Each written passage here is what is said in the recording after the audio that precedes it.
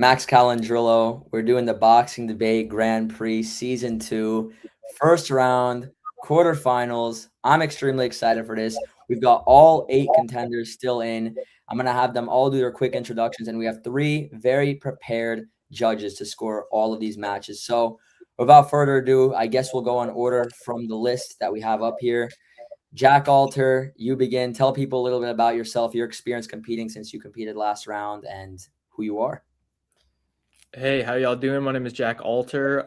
Yes, I have been here before. I'm good friends with Max, and I'm well versed in the boxing community. I know everyone in here. I felt I was wrongfully, I felt I won the first time I was in here. Didn't make it to the quarterfinals or the finals or whatever. But yeah, I'm excited to talk boxing, and I got a big year planned ahead of me. So let's just do it. And I can say so much, but I just got to prove it. So yeah. There we go. Perfect. Glad to have you back, Jack.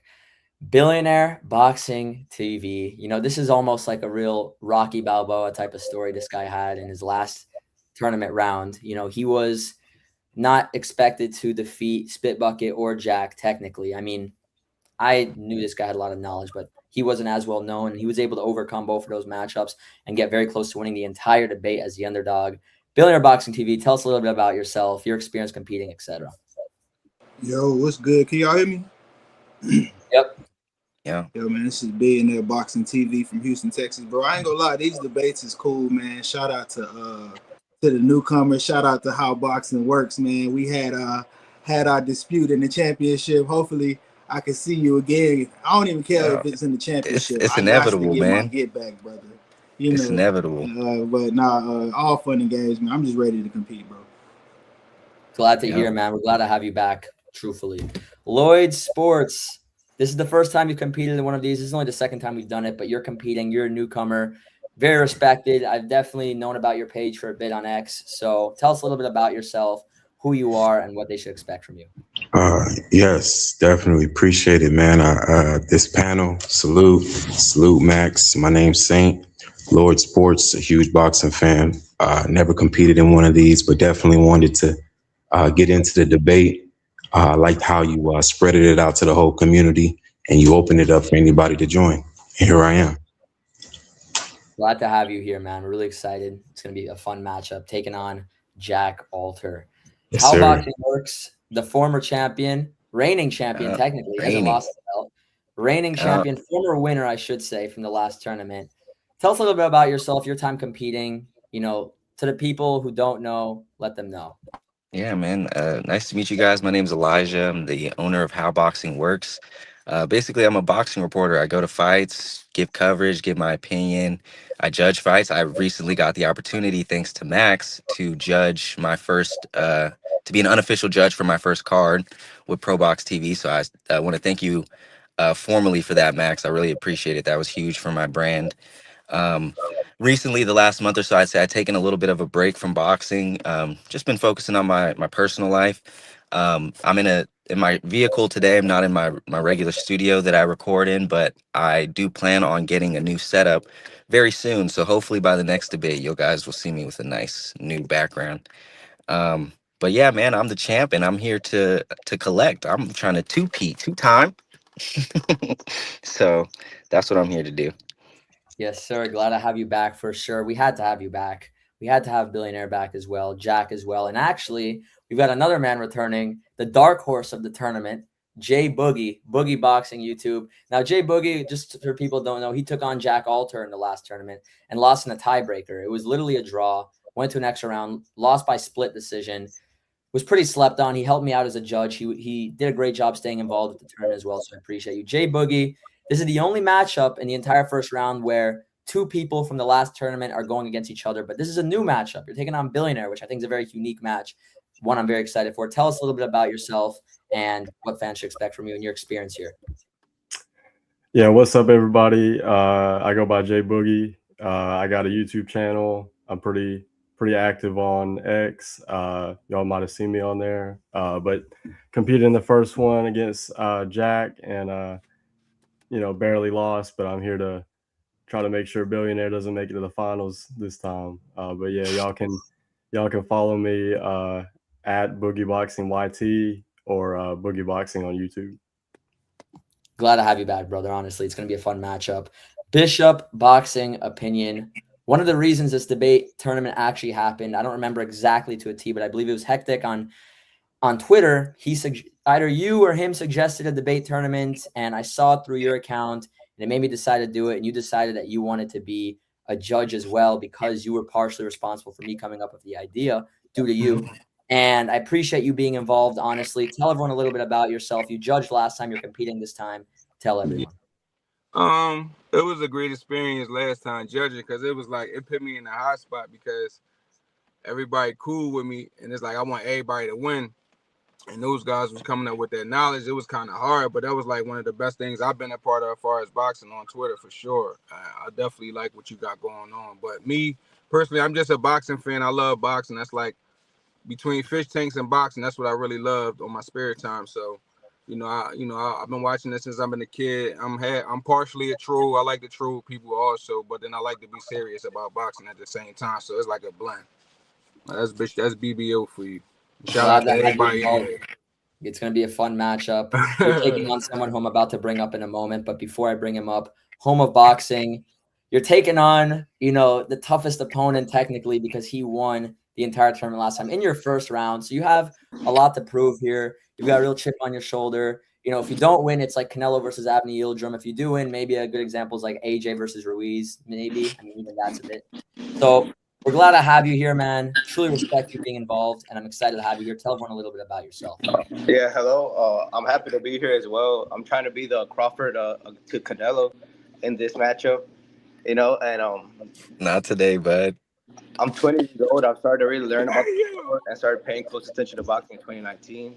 I love talking about boxing and happy to see how it goes into debate. And just been. Did you say you're 20 years old? Yeah, I started really paying close attention to boxing 2019.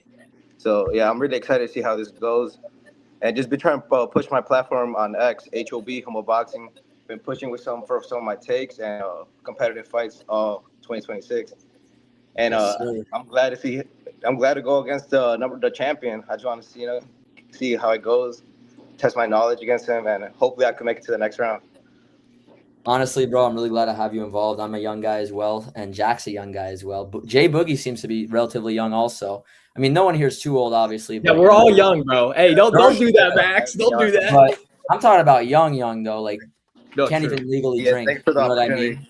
So, of course, respect for you to being on here. I joined the boxing space officially when I was 10 years old. And, I started to really post more on Twitter when I was like 15, 16. So to see you at a young age doing this, I love to see it. It's nice to see. And, giving me a big task, that's a good thing.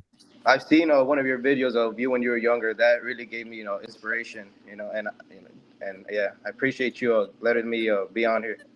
100%. Glad to have you involved, honestly. Glad to have you involved. Blunts and boxing. This guy I've been hearing is really solid, really intelligent. Bishop Boxing already kind of realized that he's going in for a tough task. And I haven't even heard Blunts and Boxing debate officially, but I'm excited to have him here because of the praise I've heard other people mention. Blunts and Boxing, how are you, brother? Tell everyone a little bit about yourself. I'm doing good. I've been watching the sport religiously for 2 decades, since 17, and now I'm 37. So maybe I got a little bit of time on some of y'all. I'm also the host of a weekly boxing space where we talk about everything that had happened in the week prior and what's coming up in the week, called the Weekly Wrap Up every Monday. So yeah, let's do this. Yes, sir, man. Glad to have you here. So, got all of our intros ready. All the judges should be ready. I'm excited for this. I'm going to put everyone backstage except for Howboxingworks and Home of Boxing. We're going to get this started, guys. I'm going to move you guys to backstage right now. Move. And we're going to get it started, man. I'm excited for this one. Hold on. Last one. I don't know why it's not letting me press it. All right, fellas. The moment we've been waiting for. I can't hear you, Max. Can you hear me or no? Yeah, I can't hear you. Oh, I can't hear anything. Howboxingworks having audio Should I issues. leave, come back? Quickly, yes, really quickly. I'll stall for like a minute. So Home of Boxing, the way this works, because I don't know if you were on when I mentioned it, it's going to be a minute of each topic uninterrupted. You're going to go 1 minute uninterrupted. He's going to go 1 minute interrupted. And then it's going to be a minute and a half of you guys having conversation. So what that means, you could interrupt him and he could interrupt you, like the way a regular conversation flows. And you guys can have a genuine debate in that way. All right. I can hear. Yep. Sounds good. All right. So let me get these topics really quick, fellas. Also, Boxing Chief, I did do a Gotti documentary a few years back. So you are thinking of me. You're thinking of the right person. Let me find it really quickly. We're going to have 3 rounds. And if somehow it goes to a draw, which happened multiple times in the last tournament, we have a tiebreaker round, which I told you both about. So first topic. The first topic that you guys will be debating is clinching used too much as a defensive tactic in boxing. So how boxing works, I'll have you begin. I forget, unfortunately. I apologize. What was your stance on this? No, clinching is not used too much as a defensive tactic. All right, perfect. So we're going to have you go from 11:05 on the top left to 12:05 uninterrupted. So 3, 2, 1, begin. I think that clinching is not used too much currently in boxing, as in statistically in elite fights, they average about 1 clinch per round. And most of the fights I see, we don't even see ref warnings for excessive clinching, which they do have in place. So if the refs aren't saying it's excessive, I don't think it's excessive. And that's just where I stand on it. I think it's a part of the sport. I think that without clinching, it just becomes kind of a wild street fight. When you get hurt, it's what you use to hold on and to prevent from, taking further punishment. So I don't think it's used excessively. I think it's used as it's needed. And some fans just aren't fans of clinching. People like to see the punches flying, but they don't know. I actually think it's a lost art, and a lot of fighters can benefit from it by actually using it more. More fighters utilize the clinch. Devin Haney gets a lot of flack for using it, but I think he uses it very effectively, and a lot of fighters today can learn from that. But no, I don't think it's excessive, because we never see excessive clinch calls from the referee. Perfect, brother. Thank you. You went 7 seconds over, so Homa Boxing, I'll give you 1:07 to respond. Begin from 12:25 on the top left. It shows the time to 13:32. So 3, 2, 1. Yes, I think clinching is used as a defensive tactic in modern boxing for many top-level fighters. We've seen Devin Haney recently against Brian Norman Jr. He used clinching as a defensive tactic in all 12 rounds. Many fans didn't know if Haney would win, and that would be a more competitive fight. But Devin Haney won and became the WBO welterweight champ. Fans saw that Brian Norman struggled to avoid the clinch. And clinching can be a tricky defensive tactic that many boxers do not know how to avoid, and many don't prepare in sparring, getting clinched the whole time. It ruins momentum and runs out the clock. As we've seen recently in the Pitbull versus Roach fight, they both would use clinching tactic from the start of the round. And we saw in the 3rd round, the referee having to separate Pitbull and Roach from the clinch. And just a few seconds after being separated, Pitbull was able to get knocked against Roach in the 3rd round due to the rhythm and momentum being stopped by the ref. Another top-level boxer you've seen uses Tyson Fury. Well, time's up. Yeah, give or take. But you guys will have back and forth conversation now, so it's not a big deal. So I'll let you continue your point basically in the back and forth conversation. 13:30 to 15 minutes, both of you. Begin Homa Boxing now. Oh, yeah. I think clinching is used a lot in modern boxing. We've seen it with top-level fighters. Tyson Fury, an example. Shakur Stevenson uses it when he has to as well. We've seen Pitbull and Roach. See, when you said when he has to, that's not excessive. So the question is it used too much? I don't believe it's used too much. And back to your argument about Devin Haney, Brian Norman Jr. was actually the one that initiated most of the clinches in that fight. So it's funny that you refer to Devin, but when you actually go look at statistically, Norman initiated more clinches that fight than Devin Haney because he was hurt. He got dropped and he needed to hold on. I don't think it's excessive. I think it's used as it's needed. Yeah, I agree. I see Brian Norman also used it, which shows boxers really use clinching. You just Brian Norman and Devin Haney used it. But it wasn't excessive because they didn't get a call from the referee. The referee not one time. Are more lenient than others, and if we're being truthful. But I'm saying we never in that fight with all that clinching, not one time did a referee say it was too much. Roach got points taken off him due to holding. That's excessive clinching, right? Yeah, that's one call. But give me another fight in recent history where that happens. In most cases, there's never a call for excessive clinching. And if if clinching was excessive, we would get excessive calls in every fight we see. We don't. It's almost never called because it's not excessive.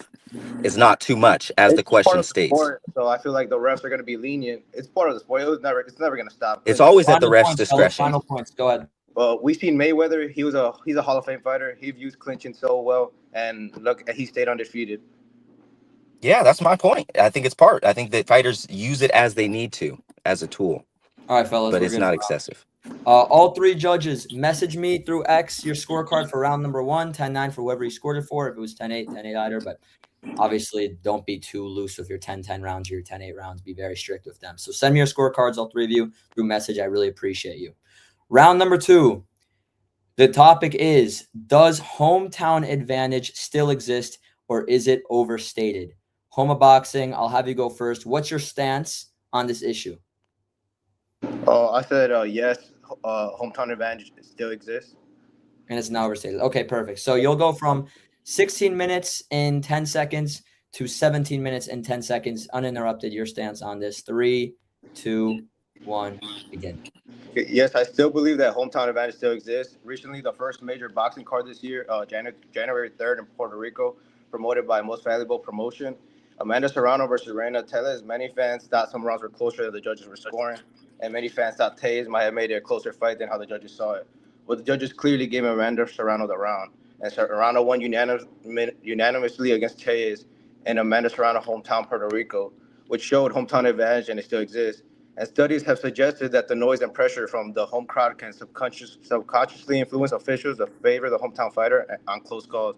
While there are fewer or less studies on hometown being a disadvantage, there aren't really studies focusing on hometown being a disadvantage, but there are always studies focusing on hometown advantage, which clearly shows it's now overstated, and hometown advantage will always seem to exist. That's why it's a topic in this debate.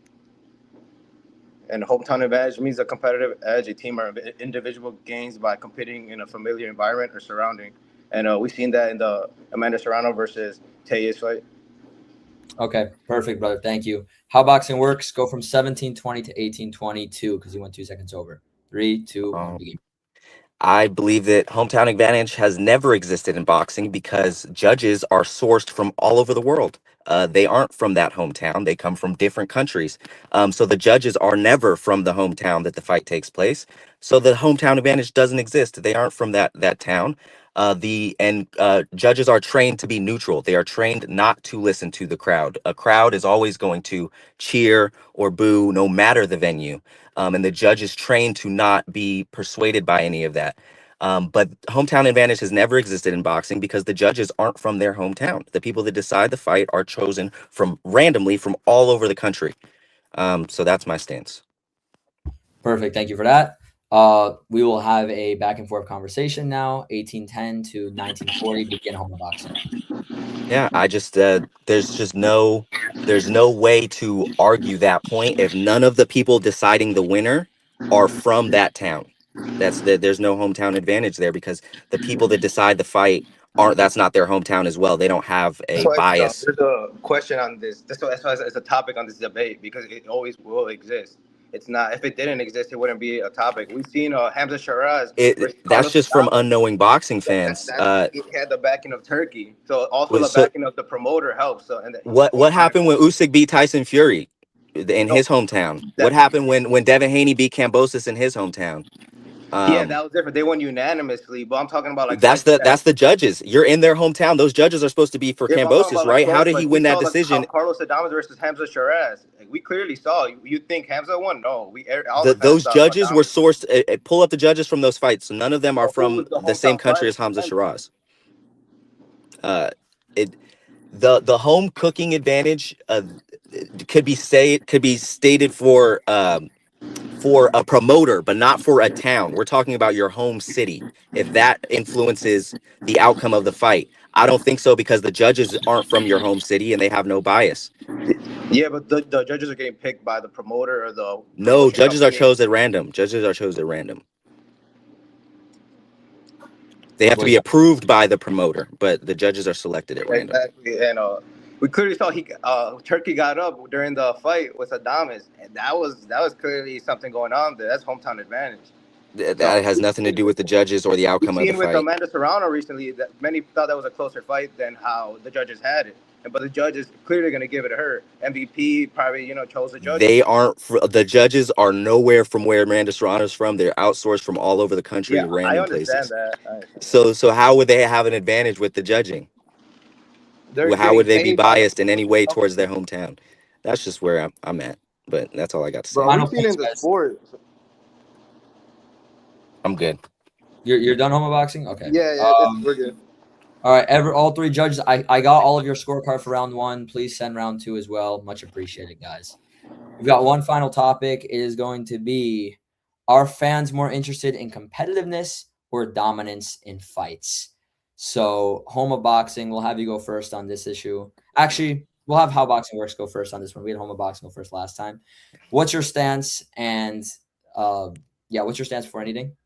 I think that fans want dominance over competitiveness, and I believe that because knockouts, fans like knockouts. That's dominance. Well, you'll start at 21 and go to 22, and no, go ahead, continue. All right, yeah, I think that fans want knockouts. Fans love to see a guy come in and completely take over and wash the other fighter. They want knockouts. It's always been a part of boxing. Fighters don't like Devin Haney. Why? Because he doesn't get knockouts. That's what they want to see. They want to see you dominate. They were like, oh, he dropped Norman, but he didn't do anything else after that. He didn't get the knockout. So that's what they want. Fighters want to see you come in and assert your dominance and win the fight. And it's also part of how you win the fight with ring generalship. They want to see that you're dominating from start to finish. So I think that and people might say they want to see a competitive fight, but the second there's not a knockout, there's criticism. Because at the end of the day, people want to see knockouts and people want to see a clear winner. They don't want to leave it up to the judges. Perfect, man. Thank you for that. Homo Boxing, go from 22 to 23. And 3, Okay. 2, 1. I believe fans are interested in competitiveness in fights, not dominance. We saw fans reacted to Usyk versus Wilder and Bill versus Eifernus compared to Boots versus Virgil, Shakur versus Teal. Boots versus Virgil is a high-demand fight. Fans are more interested in due to the competitiveness from both fighters. Being undefeated and not knowing how it feels to lose is a 50-50 fight that many fans are not sure who the winner will be on the night. Fans want to see something competitive that will have them up on their feet, seeing back and forth action-packed and not knowing who will win the matchup. Studies have shown it makes fans' loyalty stronger for the fighter due to the high risk they are taking. Shakur versus Teofimo, another competitive fight to start off the year, January 31st, where again many fans are eager to see. It's a competitive fight that'll get them to get the winner to the next level. Same with Virgil versus Boots fight. These fights are in high demand by the fans. They're interested in the fight. We saw the Tank versus Roach fight. Fans thought it would be a dominance. They just thought Tank versus Roach has a dominance performance by Tank. But clearly it shows competitive, and right after all fans wanted to see it again. And they're still asking for a Roach versus Tank fight today. If it was a dominance fight, it would still not be on high demand till this day. Fans are now even more interested in Tank versus Roach due to the competitiveness in the fight. It was the clearest example of how fans react to dominance fights compared to competitive fights. Fans prefer and are interested in competitiveness in fights. All right, perfect. Thank you, Homo Boxing. Okay, so back and forth conversation, 23-20 to 24-50, give or take. Howboxingworks begin. Yeah, I believe that fans want dominance. You could just look at AJ Jake Paul. Nobody thought that fight would be competitive in any way, shape, or form, and it got tons of views. And I think it'll outdo the views for T.O. Shakur. If you think that T.O. Shakur is going to outdo AJ versus Jake Paul, you're not talking about real boxing. You're just talking about Joshua. we're talking about competitiveness versus dominance. Everybody knew from the beginning that fight was going to be nothing but dominance from AJ. Nobody thought that fight would be competitive in any way, shape, or form. Fans are more interested in competitive. The only fight that fans were interested in. If fans were interested in competitiveness, they would have watched Loma versus Haney. Say people want to see Usyk versus Wilder instead of Fabio Wardley or against the other undefeated fighters, Cabello or people want to see Usyk versus Wilder because they know that he'll beat the crap out of Wilder. Yeah, so, that's not many fans. What about that's a dominant? It's going to be a dominant Usyk performance. That's gonna be a competitive fight. People are excited. It's gonna be competitive, but I'll tell you why that it's not. People don't care about competitiveness more than dominance because more people are tuned into AJ versus Jake Paul than are going to tune in to T.O. versus Shakur. I'm not talking about the casuals. That's the difference. The casuals pay the casuals pay for the sport. The casuals are majority of the sport. Oh, for sure. But when it comes to competitive real fights, fans will. You're talking about hardcores, man. I'm talking about the whole pie. Yeah, but that's what Jake Paul did. He got the casuals. He's doing good on Yeah, that. that's what you have to do. They like to see lopsided, dominant performances. That's what the fans want to I feel see. like it depends on the person. I feel like many fans. I feel like us as fans, us in the debate. I feel like everybody would choose competitive. You'll be lying if you're not excited for Shakur versus Teal or I would versus. no. I'll tell you why. I'll end this whole thing right now. If you would be more happy if one of those guys, Tio or Shakur, comes in and dominates, than if that fight is 50-50 the No, whole way. I just want to see it back and forth. I just want to see it where But if one maybe of even those a guys rematch. goes in and That gets me dominates, it's excited. going to be crazier than if it's a 50-50 fight. Look at what happened to Tank versus Roach. Why do they want to see it again? Because it wasn't a dominance. It was a competitive fight. That was a good point. You know? Come on now. Respect. All right, good way to end it. Good way to end it. Judges, that's the end of the round. Send me your scorecards, please, and I'll be able to announce this. All three judges, send me your text. Holy crap, Remy's scorecard's ridiculous, man. Remy's scorecard. Remy's biased. Remy don't fuck with me. Oh my! No, I'm with Crawford right now. No one knows about me, so you came with it. You came prepared. Yeah, I just try to come my best prepared. These scorecards don't even make sense. They're so different. Hold on, let me add these guys back. I'm gonna put a couple of these guys. This is my first time here, so hopefully. Hold on, give me a second. Judges were good on this side. Blunts, I'm gonna re-add you soon. Give me a sec. Jack, I'm gonna re-add you soon. Hold on, I don't know why I just added you. My bad, G. Let me add the judges in quickly before I announce it. Add stage. Don't say anything yet, judges. I want to say it before that. Remy, rejoin. I'll say it and then I'll have the judges explain first. So I already have moved on. So I'm going to announce the decision right now. All right. Spit Bucket Podcast scores about 29-28 for Home of Boxing. Oh, let's go. Neutral Corner scores about 29-28 Howboxingworks. And Remy scores about 30-24 for your winner by split decision. And still, Howboxingworks gets the victory by split decision. Let's go, Remy. You didn't do me dirty, dog. I mean, at least for the studio, I think there's hold on, actually, let me add JJ. I'm gonna remove Billionaire. Billionaire rejoin in there. Damn, Remy was talking bad about Remy, but damn, I got that score. I'm not gonna lie. Before I have the judges say their thoughts, 30-24 is actually insane. Respect to Remy, it's my boy, but that's me being a Crawford in this fight. But 29-28 from two judges. You came with it, dog. That was Howboxing. Howboxing came on strong. You came on strong, bro. Like round one looked a little rough. Round two, I felt Howboxingworks won, but round three, I think you may have even nicked out. Yeah, this was my first debate, so I was just getting into rhythm. But yeah, you did a great job, bro. Congratulations on still giving a great effort. Let's begin with the judges before anything. Mr. Neutral, let's hear what you thought about this matchup, my friend. How you doing, guys? Great matchup. It started off so well, the two of them. It took until the end of the first round to see where it was going. How boxing works. He just debated his points better in round one for me, and he took that round. Round two, you had an opportunity, Homer Boxing, to actually have took that round, but you failed to capitalize on some crucial points that could have won you it. I'm not going to give them points away. I'll wait till the other judges have spoken. And round three, I thought Homer Boxing, he was on the ropes again. It was a clear-cut round for me. He could have won a 10-8 round, but again, failed to capitalize on crucial points. But he will learn as he goes along. But Homer Boxing, you came on strong in the last round. I'll give you the last round because I think Boxing Mug was just talking nonsense. I gotta argue my point. Hey, you did well. You did well because you nearly nicked it from him. I was going 10-10-10, and it's just the last point that he got you on that nicked it for him. Great debate, fellas. That was awesome. JJ Solomon, you actually had the underdog pulling it off. You had it 29. Homer Box, can you mute for a minute? You have bad feedback right now. Thank you, bro.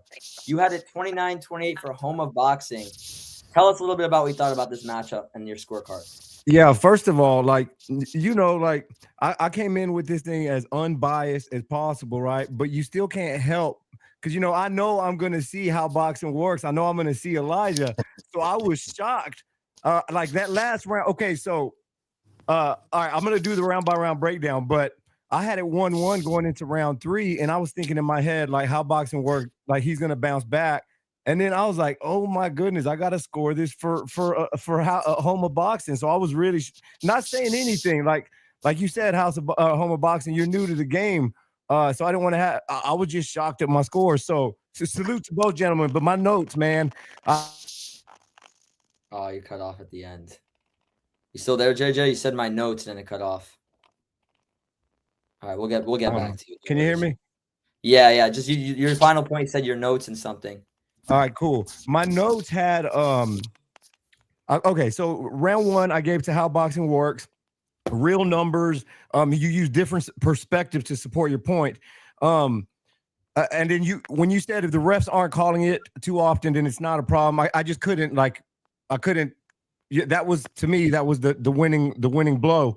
Round 2, interesting to what Mr. Neutral said. I literally wrote both guys left meat on the bone. But I just think House of Boxing gave a little bit more. And like you said, I don't want to get too much into what they left on the table, I think. But House of Boxing barely edged out round 2 for me. And then the last round, I just think using AJ versus Jake Paul as your point was a gamble a little bit. I mean, I saw the argument for sure. But I also see where you're coming from. Final one, Remy.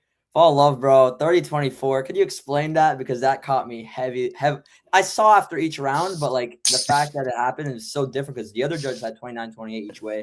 Tell us your scorecard objectively, why you have it that way. How boxing work, contrary to your belief, man. I ain't got no problem with y'all. I know, dog. It's all Twitter. I don't take it personal.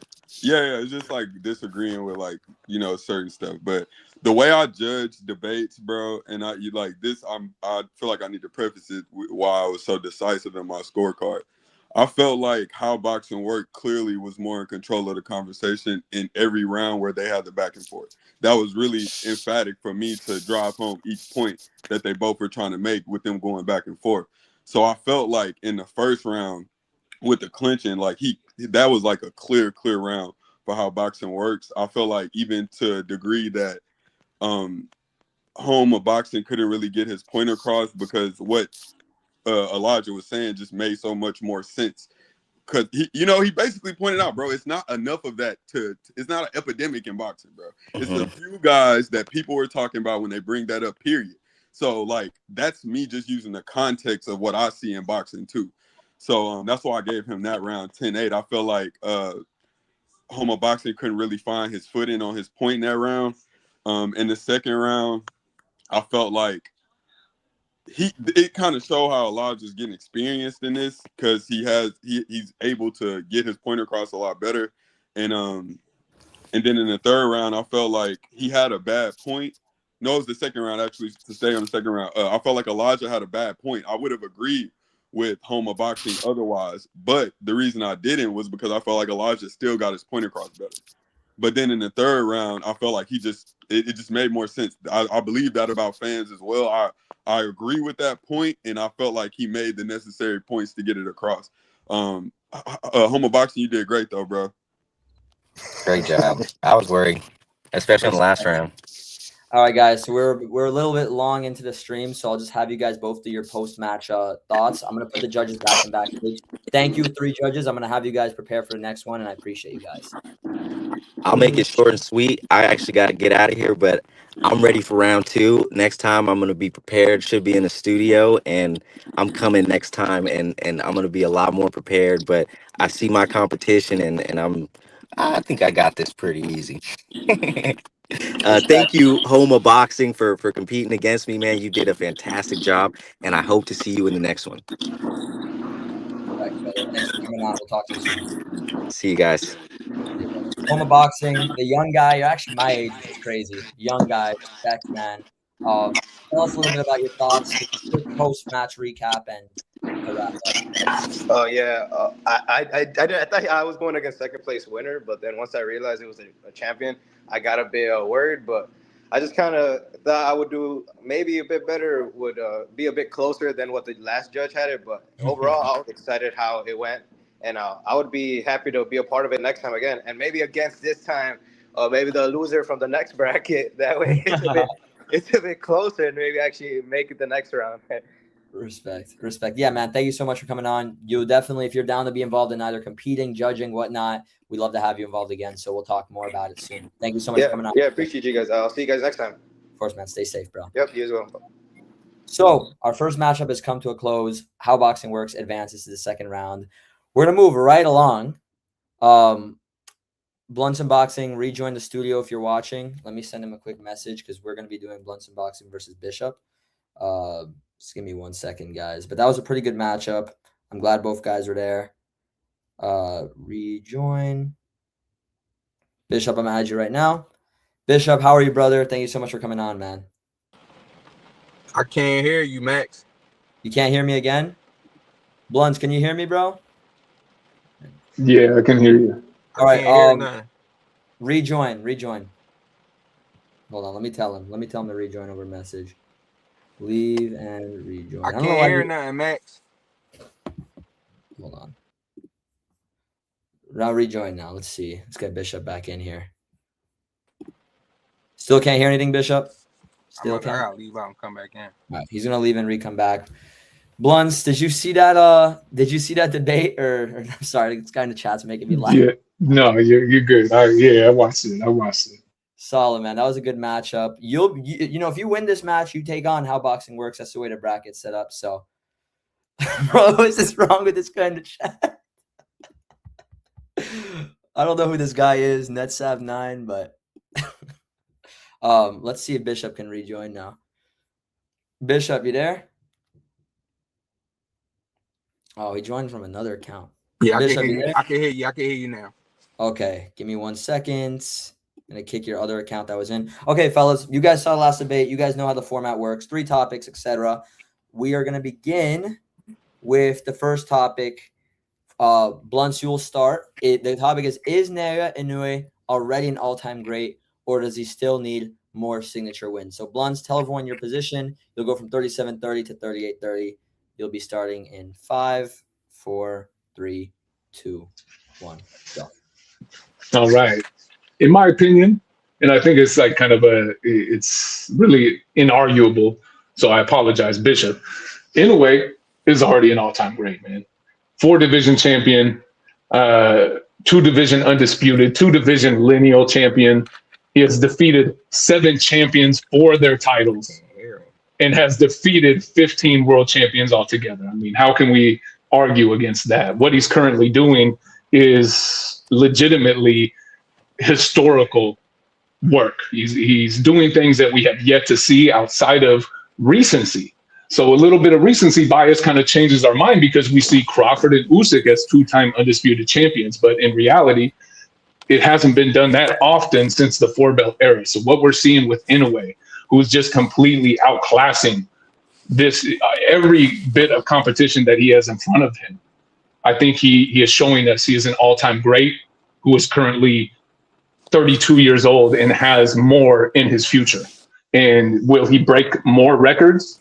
Will he continue this reign? I believe so, which even cements his all-time great status even more. Perfect. Thank you so much for that. I don't know if Bishop was complaining about the audio again. Unfortunately, I hope his he can at least hear me.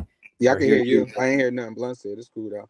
You can hear. Oh boy, because that's gonna be an issue because you guys are gonna be having back and forth conversation next round. Yeah. So, if you want to try joining and rejoining or something, one more time, bro, possibly. Yeah, maybe just try doing that one more time, bro, because you guys are gonna have a conversation for the next one, and can't really have a combo if you can't hear each other. I don't know if Bishop's still there or not.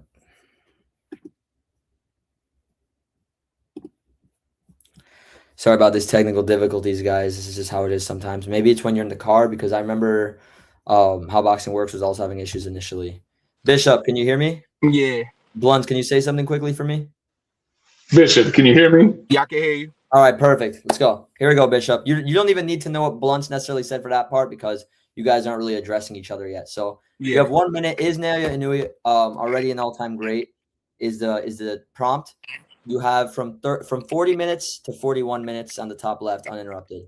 3, 2, 1, go. Hell no, I don't think he an all-time great. Do I think he can be? Maybe, but I don't think so. The resume is trash. Like a lot of them dudes he fought, it ain't his fault that they not elite, but at the end of the day, MJ had losses. Donaire had like 5 losses. Taples had losses. All them dudes be having losses. He did beat Cool Boy, but Cool Boy is mid. But the accolades is there, but an all-time great, nah, it's dudes that's way better than him that ain't even make the all-time great list. So I can't stamp him as an all-time great. Not at all.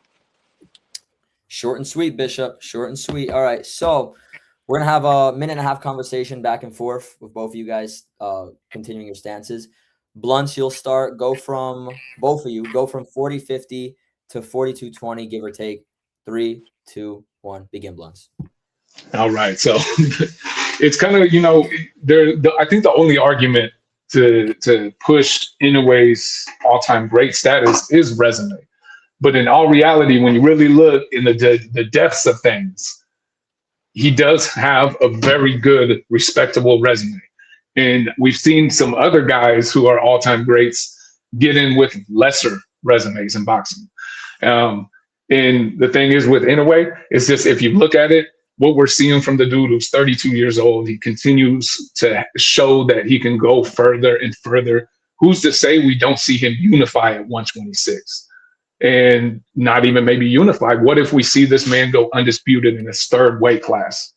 It's so hard to say the man isn't doing all-time great stuff. No, he doing everything he's supposed to do. It's just that resume, them dudes got losses. Them dudes not elite. Most fans don't even know them guys he fighting, and that's not his fault. But that's just with the hand that he dealt. But at the end of the day, Taples, MJ. That's not solid. It might be solid to you. That ain't solid to me at all. It's cool. It's okay. But a great is a difference. That's just okay to me. But it's it's opinions. You know what I mean? I respect your opinion. I feel differently. And I respect yours as well. It's just the one thing about boxing, and the hard part is occasionally, specifically at these lower weight classes, we always see dudes who kind of have losses because why? The competition is just a little bit tougher, and they don't have the way out of being able to say, let me marinate fights. Because we see that with the higher weight classes. What's his best win to you? I think that's what's so ironic about it. It's 2 different individuals you can argue. And you stated like Nonito, but he had already had some significant losses. Like you said, yes. 40 with crazy losses, and he gave Inoue everything he had, and he was washed at that point for real. And Bishop, you probably the way you break down the way he currently was, you very well are correct. But the thing is Donaire was an all-time great who continued to win post those Inoue losses. He was at one point in time, I mean, Donaire, less than 5 years removed, was being considered one of the top pound per pound fighters in all of boxing, and he was put in the names of Mayweather, Manny Pacquiao, Lomachenko. That's Donaire's name for a while. Final point. No, it's in my opinion, he's already put himself all-time great. It's just from what we see now is how he cements himself as an all-time great. All right. Round 1 comes to a close. 3 judges, send me your scorecards for that. Much appreciated. We're about to move into round number 2. Neutral, I got your score. Spit bucket, I got your score. I just need Remy's. I want to make sure Remy's fully there before. Okay, there we go. So he's typing. Okay. Topic number 2. Do undefeated records help fighters' careers or hurt the sport overall? Bishop, you will start. What's your stance on this issue? And you will have 1 minute as well. 44-10, 45-10. I think it helps certain fighters, but majority of fighters no, because most fighters try to protect that record. And that's why a lot of these fights not being made. You know what I'm saying? So I feel like some of these dudes like to protect their record, and it kind of blemished the sport a little bit with the big fights that you actually want to see. You know what I'm saying? So some people be having the balls to do it, but some don't. So I just think you know what I'm saying, they need to work on that. I feel like, not for me, in my opinion, nah. That's really it. Okay. Thank you for that. BIunts, you're going to do same thing, 44-50, 45-50. That will start in 5, 4, 3, 2, 1, go. So the issue with undisputed records, what we've seen with making the dramatization of an undefeated record means so much. We have lost the opportunity to see great matches when it mattered. We lost the opportunity to see certain matches that had, when undefeated records meant less, we would have gotten fights much sooner. So unfortunately what we see is the protection of the record. That's like the I believe Mayweather effect of what we've seen in boxing. We've seen fights marinate too long. We've seen fights solely not be made because individuals would rather save the undefeated record than give the boxing fans the fights we want to see. And unfortunately, we continue to see this path. I want to see it pulled away. And, in all reality, it's best for boxing when boxers lose in their prime. Thank you, guys. Okay, so we're going to go from 46-05 to 47-35 uninterrupted, or back and forth. Bishop, begin. Yeah, I'm kind of like, I'm at a standstill with it too, because like you said, the fights got to get made and they not getting made, man. And fans like me, I'm a real fan. I really want to see the best fight the best, not mid fight the best or journeymans and get credit. No, back in the day, fighters fought each other. They ain't care about no losses, and they still all-time greats. Today, you got fighters like Tank that just don't want to risk it. You got fighters like Devin Haney that's willing to risk it. Like, you know what I'm saying? So you see how that fight never got made and it was supposed to get made. That's like that, and that's where it's coming to. Like, and it can't possibly mess up the sport more if it continue like that. Yeah, and I think Bishop actually stated it great, and I can't really debate any further on that, because that's the thing. It's just like when the undefeated record meant something and all of a sudden meant more than actually fighting your contemporaries, that's when all of a sudden boxing went into a downward trajectory. And I believe when you look at it in just the last year or two, and I believe with the making of Teofimo Lopez versus Shakur Stevenson, we're actually seeing somewhat of a difference. We're seeing guys in their prime, in their absolute prime, in their 20s, willing to fight each other. Let's all pray and hope that boxing continues to see this trend. All right, fellas. That's about it. Appreciate it. Judges, send me your scorecard for round number 2. We've got 1 round left for this debate. Let me just get these guys' scorecards quickly. Let's see. Just waiting for one more. Third topic, guys. The third topic will be, are boxing rankings meaningful anymore or mostly promotional tools? BIunts in boxing, your stance, and you'll have from 48-10 to 49-10 uninterrupted. You can start now if you want. So in reality, boxing rankings have become a promotional tool for our sport. It's just less common we see rankings that actually mean something. What we've seen recency, we've seen individuals be placed into a high ranking, not because of what they've done in the ring, but solely because of who their promoter is, what backing they may have, what money they may be able to source. And the reality is, this is not good for the sport of boxing. We're seeing more and more people being placed into position of a title when they shouldn't be. And we're not just seeing it from one promotion. And this is why I say it's an issue with all of boxing, because it's not just one promotion. We're seeing it from all. And when reality hits, when we realize that even that the magazines have rankings that are false and based off of favoritism, that's when we're starting to realize maybe these rankings are an issue. Maybe these rankings are becoming and meaning less and less. When you find Tyson Fury in the rankings at number 2 at the heavyweight division when he hadn't won a fight in 2 years. When you find Rolly Romero being positioned into title fights with no legitimate wins in those weight classes. when you see Conor Benn being positioned in the number 1 at welterweight, and even though he has not competed in that weight class for years. I can keep going, but there we go. Perfect. So Blunt's went about 40 seconds over. So Bishop, I'll give you an extra 40 if you need it. Hey, I had put no on that. What was you saying? What was the topic of the rankings, right? Do I think they matter? No, the topic initially was, are boxing rankings meaningful anymore or mostly promotional tools? Oh, yeah, I don't think they meaningful neither. I think that it's just a circus act at this point. I feel like they're just doing whatever they want. They put the pieces that they want in position, and that's how they move, and that's their money, that's their tools. So the ranking system don't mean nothing no more, because it ain't no pride in the sport no more how it was. Like back in the day, the fighters, they took pride in fighting, and they took pride in taking on any contender that challenged them, mandatories, whoever mentioned their name. In today's time, the rankings don't mean nothing. They use it for their advantage. They use it to move around and skip fighters and skip out on fights and stuff like that. So the ranking system is a joke to me, for real. Because like he just said, how is Tyson Fury still in the rankings? It's dudes like Ryan Garcia that'll take a. There's no miscommunication, because on the initial chat you wrote no, which is true, but Blunt, you wrote yes for topic number 12. So there must have been some type of miscommunication. Yeah, I was saying no. Whereas it don't mean nothing.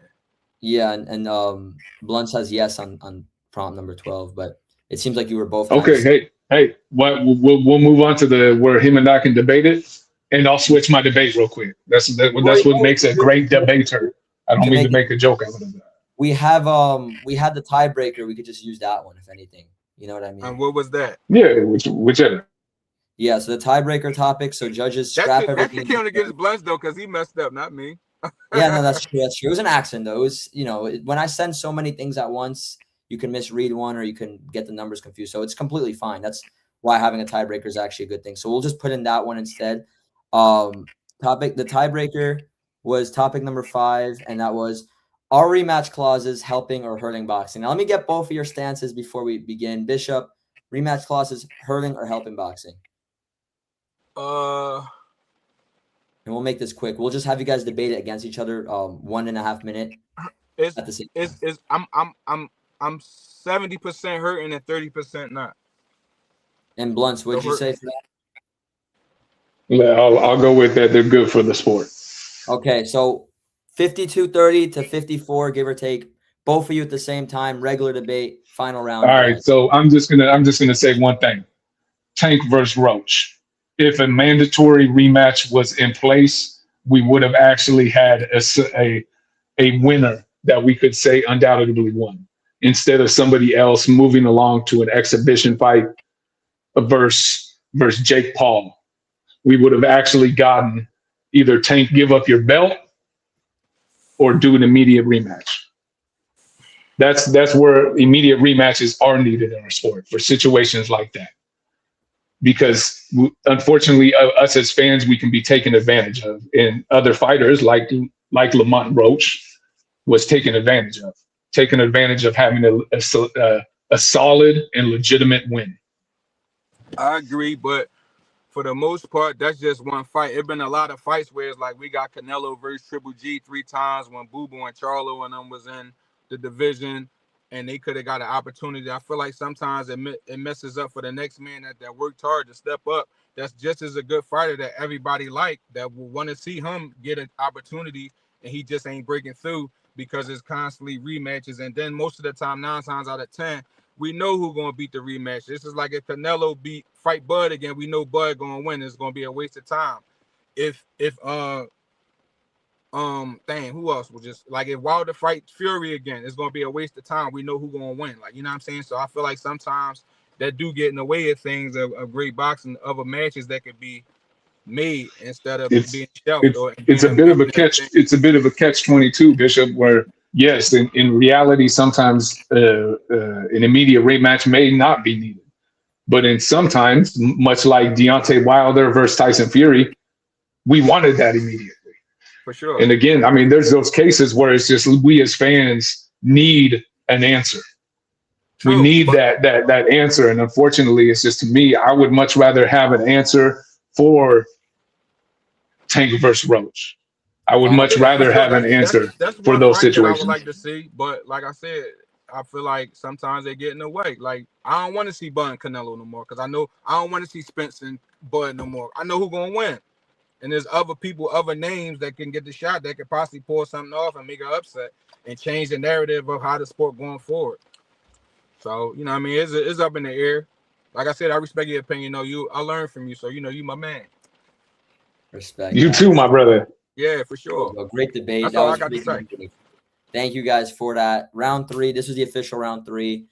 We lost our tiebreaker, so we had to use it. So let's hope there isn't a draw in this one. But if not, I guess we'll go back to Blunts was willing to argue the other point. So if it does end up being a draw, that's what we'll do. Judges, send me your scorecards, please, for round number 3. I really appreciate you 3. Okay, let's see. Oh, gosh. Let's see. Let me just make sure I read this right.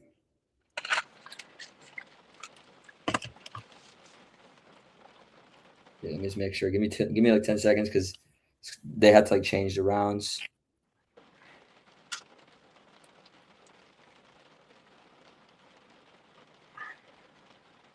All right, we go to the score totals. Neutral corner scores the bout 29-29 even. Dang. Spit Bucket Podcast scores about 29-28. And Remy scores about 30-28 for our winner by majority decision, Blunts and Boxing. Blunts and Boxing gets the nod by MD. Very good match, very competitive. Let me add these guys really quick. We'll have our really quick summaries. Judges, rejoin the stage for me when you can. Neutral knows me, man. I have sometimes the worst goddamn memory when it comes to who I'm going with. Yeah, so before anything, Neutral, you had it even. So quickly, because we're a little tight on time, quickly let us know why you scored the way you did. Thank you, brother. You're muted, or I can't hear you. Can't hear you. Apologies, I was on mute. Yeah, Blunts come out the traps quick. Round 1, easy peasy, 10-9. However, round 2, Bishop come back strong, and I give that round to him. Round 3, Blunts was so quick out with his gun out the holster that he shot himself in the foot with getting the wrong thing. So you went to the tiebreakers. Otherwise, it was a 10-8 round for him. Such was, what I thought was the other way around. Bishop was struggling. So when you come to the tiebreaker, both guys absolutely right in what they were saying. It's down to taste. Do you want to see a rematch or don't you? It's one of them. 10-10. Draw. Thank you, Neutral Corner. Really appreciate your intake for that. I'm going to put you back in backstage now. Remy, you actually had it for Blunts. Tell us quickly your scorecard. We don't have too much time to spare, but let us know why you scored it and how you scored it.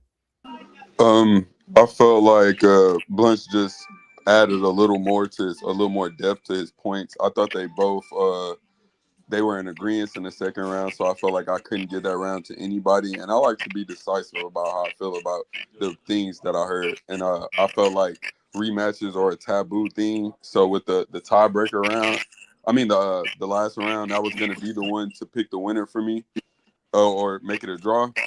And I felt like I agree that rematch clauses are necessary at times. So it's not something I want to see done away with, Got you, brother. Thank you for that. I'll put you backstage as well. Thank you for your intake.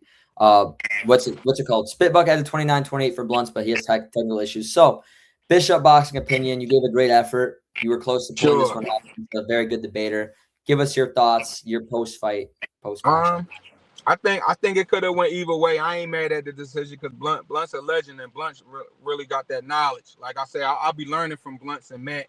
Certain people that I like to hear talk boxing. So that's my brother. So it's like I'm kind of rooting for him because he's sharp. But Billion and the others is good too. But he beat me, so I'm rooting for the home team right there.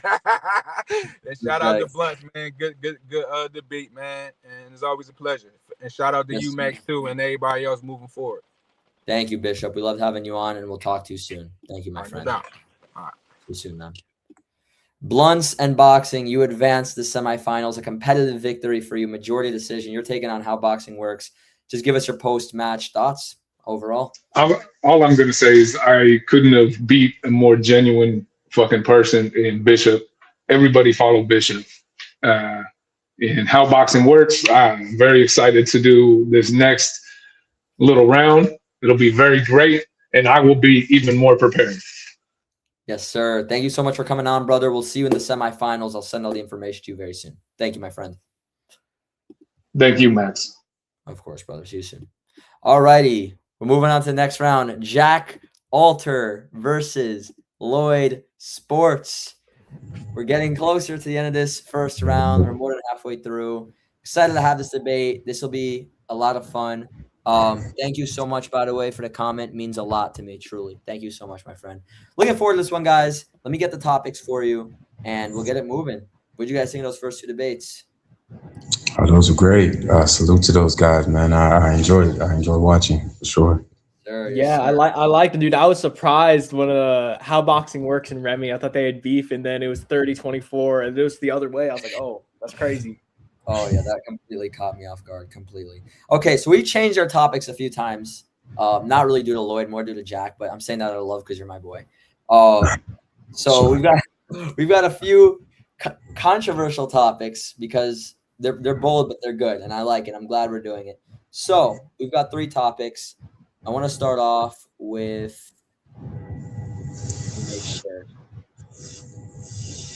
Let's start off with, is Julio Cesar Chavez Sr. overrated? This is a great topic. I want Jack to begin. You guys know the drill. Jack, 101.40 to 102.40 uninterrupted. Is Julio Cesar Chavez Sr. overrated? Begin.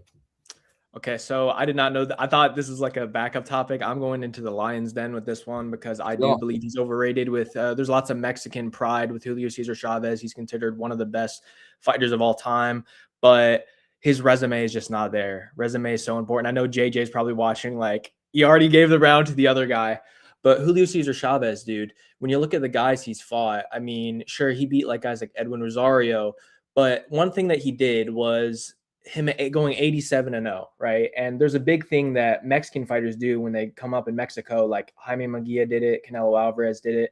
They go like 40-0 against just bums in Mexico, and then they step up. So they have a really nice padded record.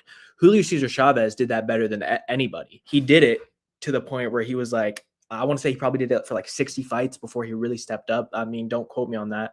But when he fought top guys, like even the Meldrick Taylor one, when Meldrick Taylor and him fought, there was a really controversial fight, the really controversial stoppage with like when he was losing the fight and then 10 seconds left, he was ready to go. And then the ref was like, stop. He would have lost that fight if Richard Steele did not call that fight off. And then Pernell Whitaker, he clearly lost that fight and it was a draw. Julio Cesar Chavez, he's a great fighter. But what he's done for boxing, it's important. Like, he's brought so many fans. He's very, there's a lot of pride there.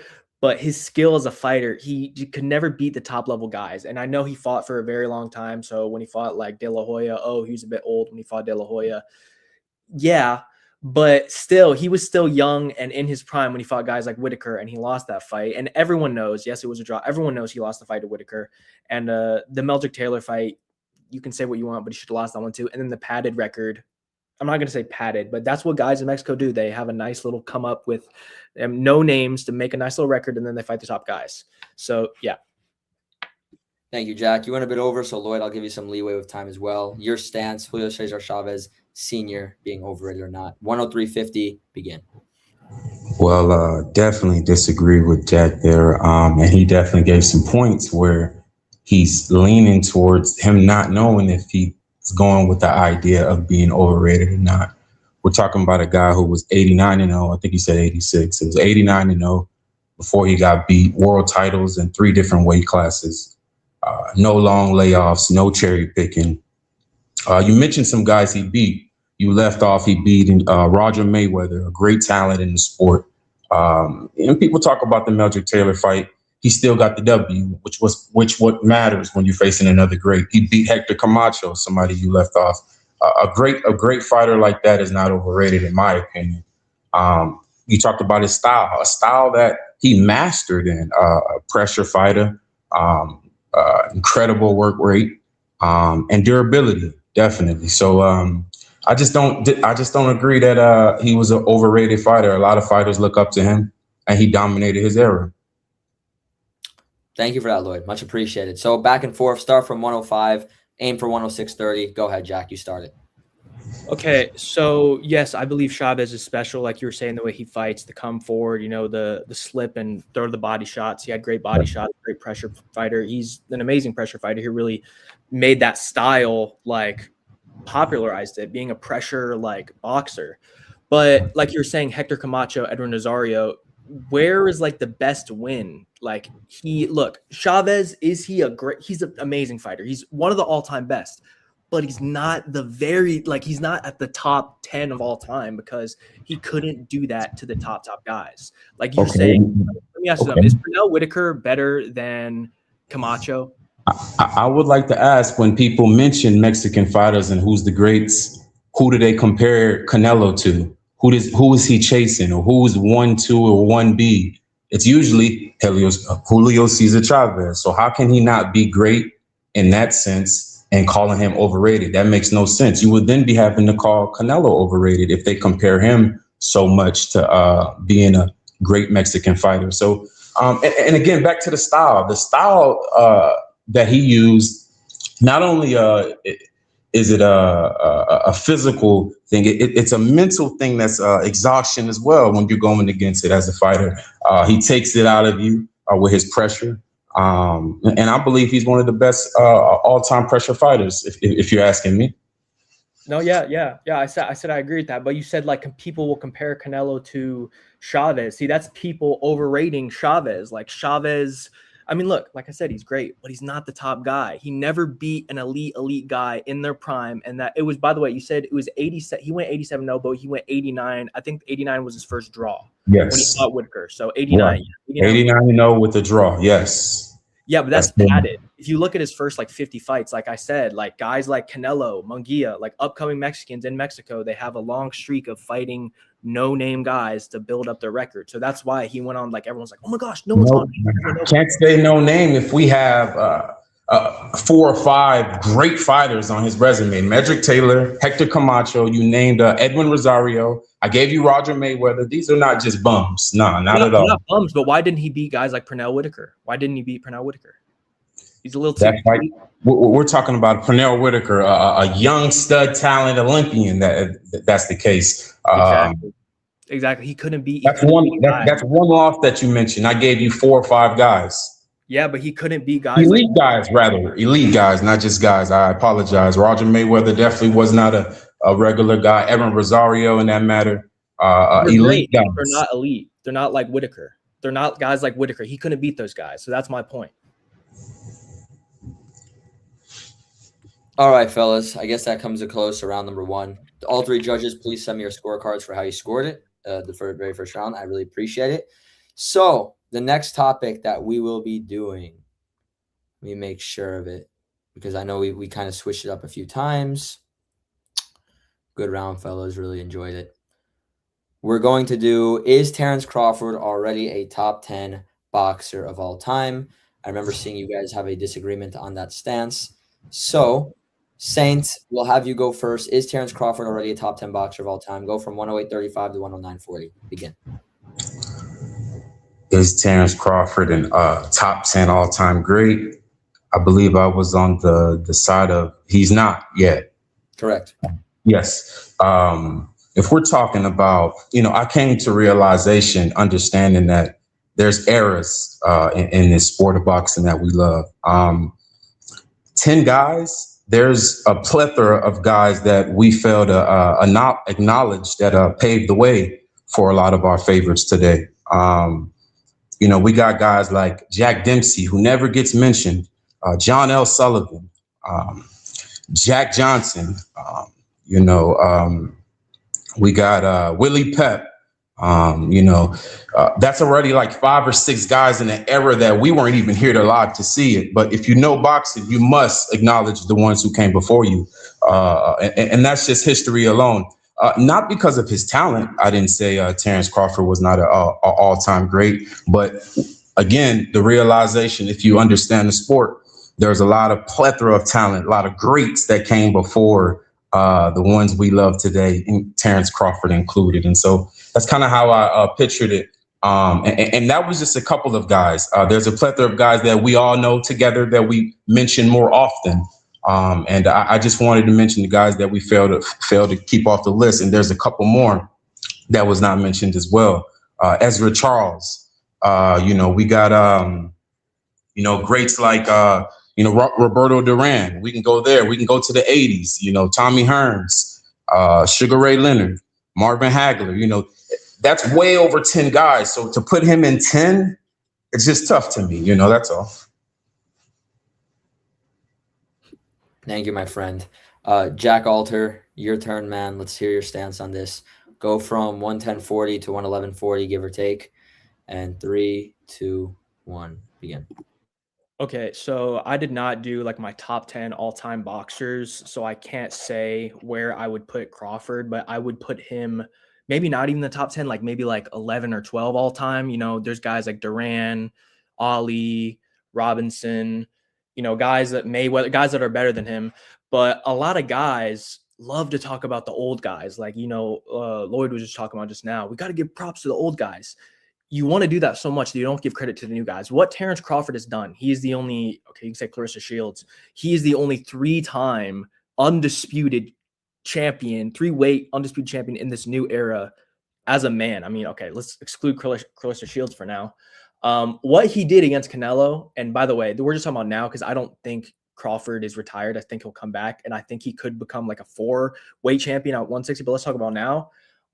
That win over Canelo, he really went up 2 divisions to beat Canelo. And look at his last 3. His last 3 fights were in that 3-fight run. He beat Errol Spence in a 50-50 fight in one of the best. It was a 50-50 fight, one of the best boxing performances of all time. And he destroyed Errol Spence, a unified, undefeated champion. He destroyed him in one of the best performances of all time that today people still talk about. Then he went up a weight class to fight undefeated Madrimov, and he had a close, tough fight. Yeah, but that was just getting ready for Canelo. And then he did what he did against Canelo, dude. I'm sorry. Crawford is a special, special guy. And what he's done in that last 3-fight run, especially that win over Canelo going up 2 divisions, bro, I'm sorry. You have to place him all time. Like, I don't know if you can, like, he'd be bottom tier, top 10. Like, I don't have my exact list out there for you. But you have to put him up there. Like, top 15, bottom tier, top 10, bro. What he did against Canelo, dude, it was really, really special. It was really, really special. So, yeah, I think Terrence Crawford is an all-time great, top 15, top 10 of all time. Absolutely. No doubt in my mind. All right. Thank you, Jack. So back and forth, 112.50 to 114.30, give or take. Loyd, you'll begin, but you guys will be having back and forth conversation. 3, 2, 1, start. All right. You failing to realize again, the acknowledgement of the greats. It's not me giving props. How can we ignore greatness? It's more than just props. It's more than just hype. We got a guy you mentioned, the great Muhammad Ali, and a big factor you left off, just riddling Terrence Crawford accomplishments. Man, it kind of hurts me to get on Bud, but politics play a big factor, in this certain particular topic. Rather, Crawford got the opportunity to get these undisputed championships, something that wasn't along the factor when I was talking about the greats. You want to mention Joe Louis, Sugar Ray Robinson, guys who were doing similar things with less politics, more politics on them rather. Henry Armstrong, and how do you put Crawford to me over Floyd Mayweather? So I didn't. I said in my top. I said guys like I straight up said guys like Sugar Ray Robinson, Floyd Mayweather. You have to put them above Crawford, of course. Okay. You're mentioning politics, dude. Crawford's entire career, he was on the other side of the street at ESPN with all the other top guys at like welterweight. Would you say Duran? Would you say Duran? Yes, I would say Duran's better. I said Leonard, Sugar Ray Leonard. Yes, I'd say Sugar Ray Leonard. Tommy Hearns. I don't know about that. I mean, now you're just listing guys. Marvin Dude, Hagler. you're just trying to. Here's what you're trying to do. You're just trying to name me I'm 10 just guys. listing it off Better, because is he better? I believe the topic was top 10. You entered saying 11 or 12. Now I'm giving them to you so we can make it clear on how he is not top 10 by giving you certain guys that you may know. So that's all I was. No, I still think he could be top 10. Like, look, okay, let's look at it real quick. Okay. If he does more. What?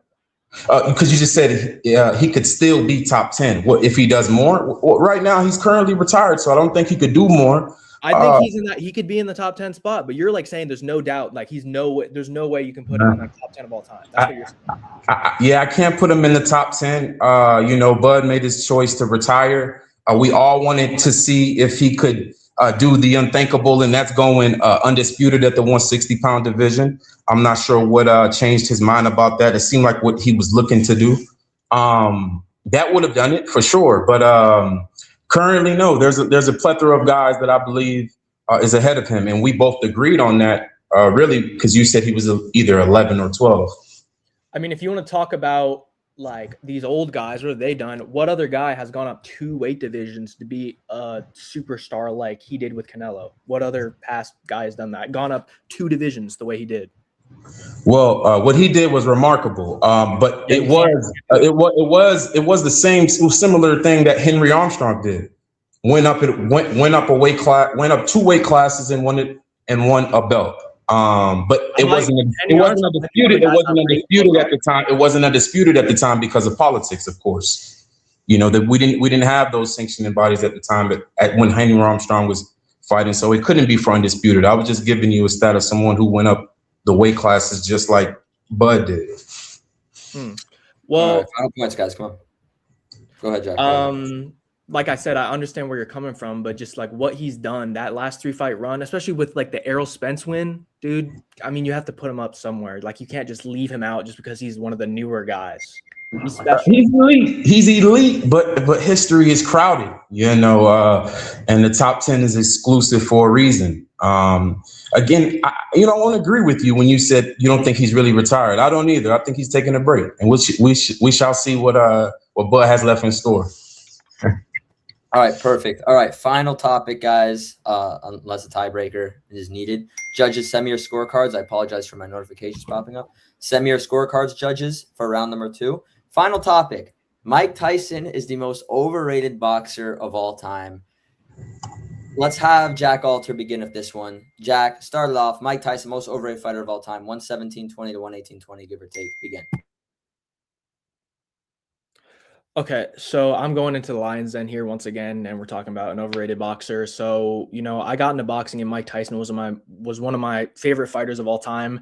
But I slowly learned that Mike Tyson wasn't the guy that everyone says he is. Mike Tyson's resume, he never beat a top guy. And look, if you go on the street and you ask people, name me 3 boxers, name me just any boxers people would say Mike Tyson and Muhammad Ali. Those are like the 2 because everyone knows Mike Tyson. Yeah, he was a menace. He was devastating. But, dude, same thing with Chavez, dude. Especially Mike Tyson, his resume is terrible. Mike Tyson has a terrible resume, dude. Every time he stepped up and fought somebody at like the elite level that wasn't even scared of him, he lost. And people love to say, oh, prime Mike Tyson. When he was with Customato, he would have beaten anybody. Dude, when he was with Customato, even fighting the amateurs, he was still losing to guys. He was still having those like 8-second knockouts of the, oh my gosh, look how fast this guy is. Look at this fast little heavyweight. He's only 5'10", knocking guys out.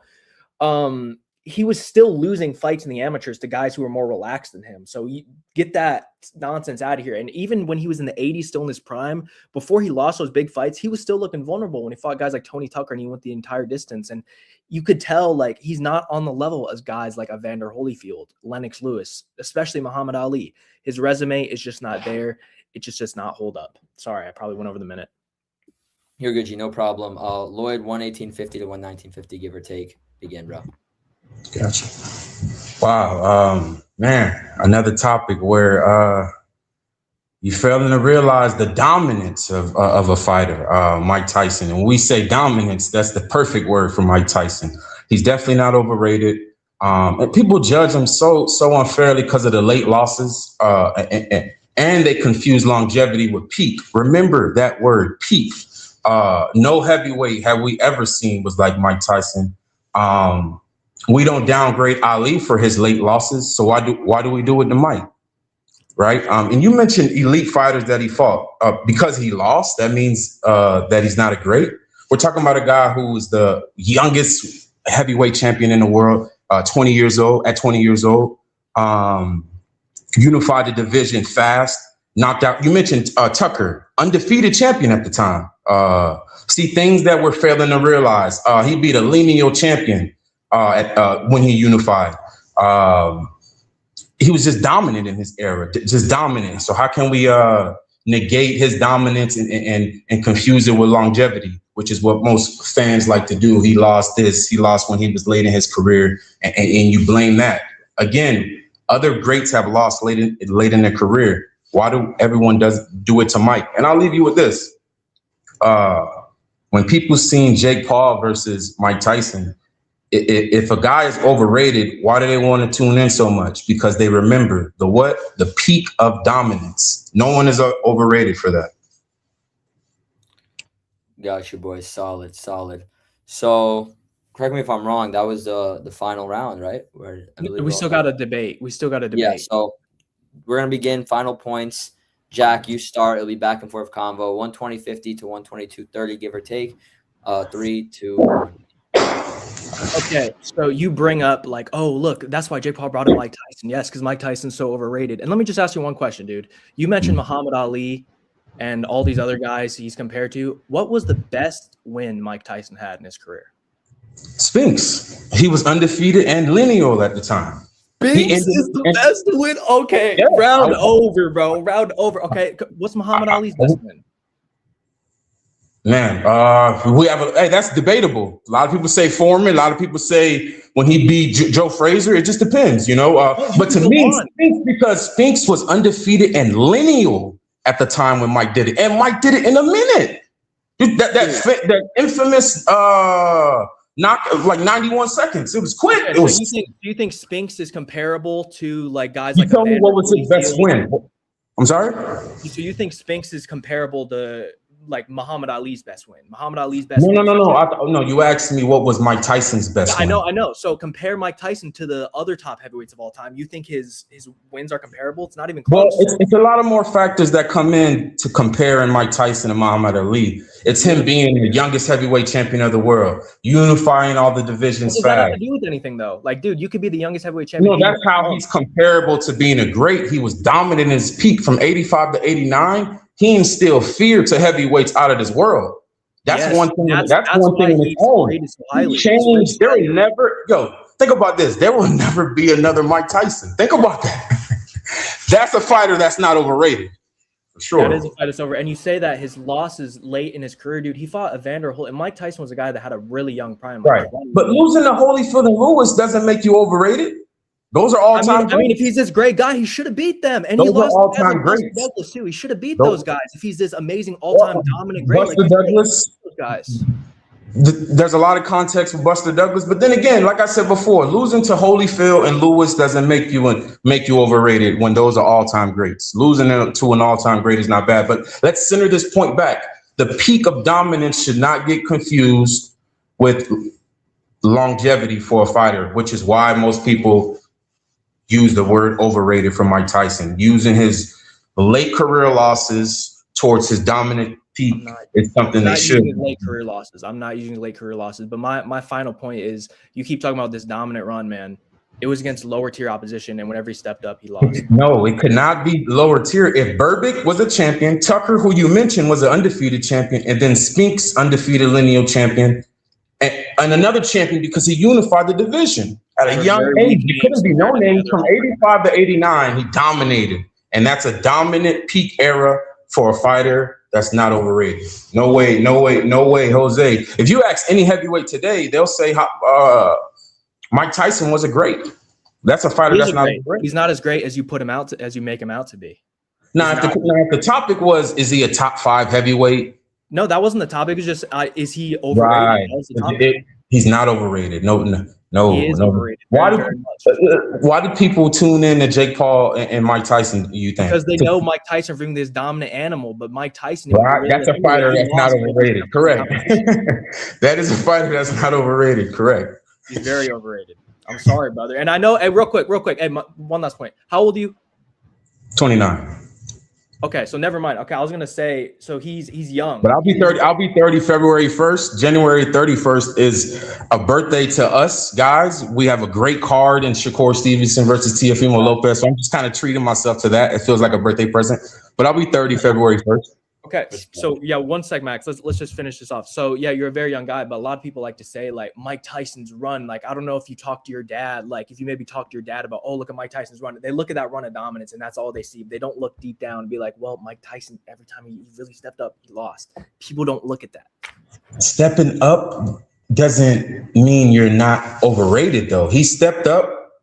He lost to all-time greats. Okay, Lomachenko. Let's use Lomachenko, for example. Each fight, each great he fought, when he stepped up, he lost. Does that mean he's overrated? Wait, no. Do you rank him in your top 10 heavyweights of all time? Mike Tyson? Yeah. Yes. He's the youngest heavyweight champion in history.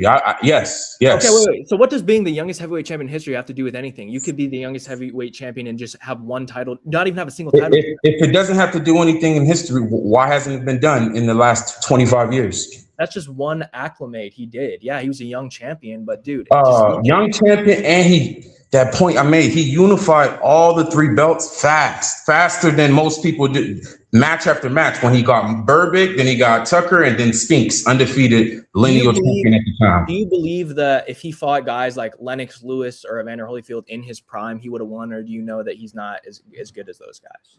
In his prime? Oh man. See, I'm glad I didn't even bring up any, dirt context with Mike Tyson. Most guys like to bring up, how he wasn't training, and I never brought any of that up. So you just asked me in his prime. Oh, that as soon as you asked me that, that's what I thought of. In his prime, oh man, those guys would have dealt with a lot more focused Mike, and anybody would agree to that for sure.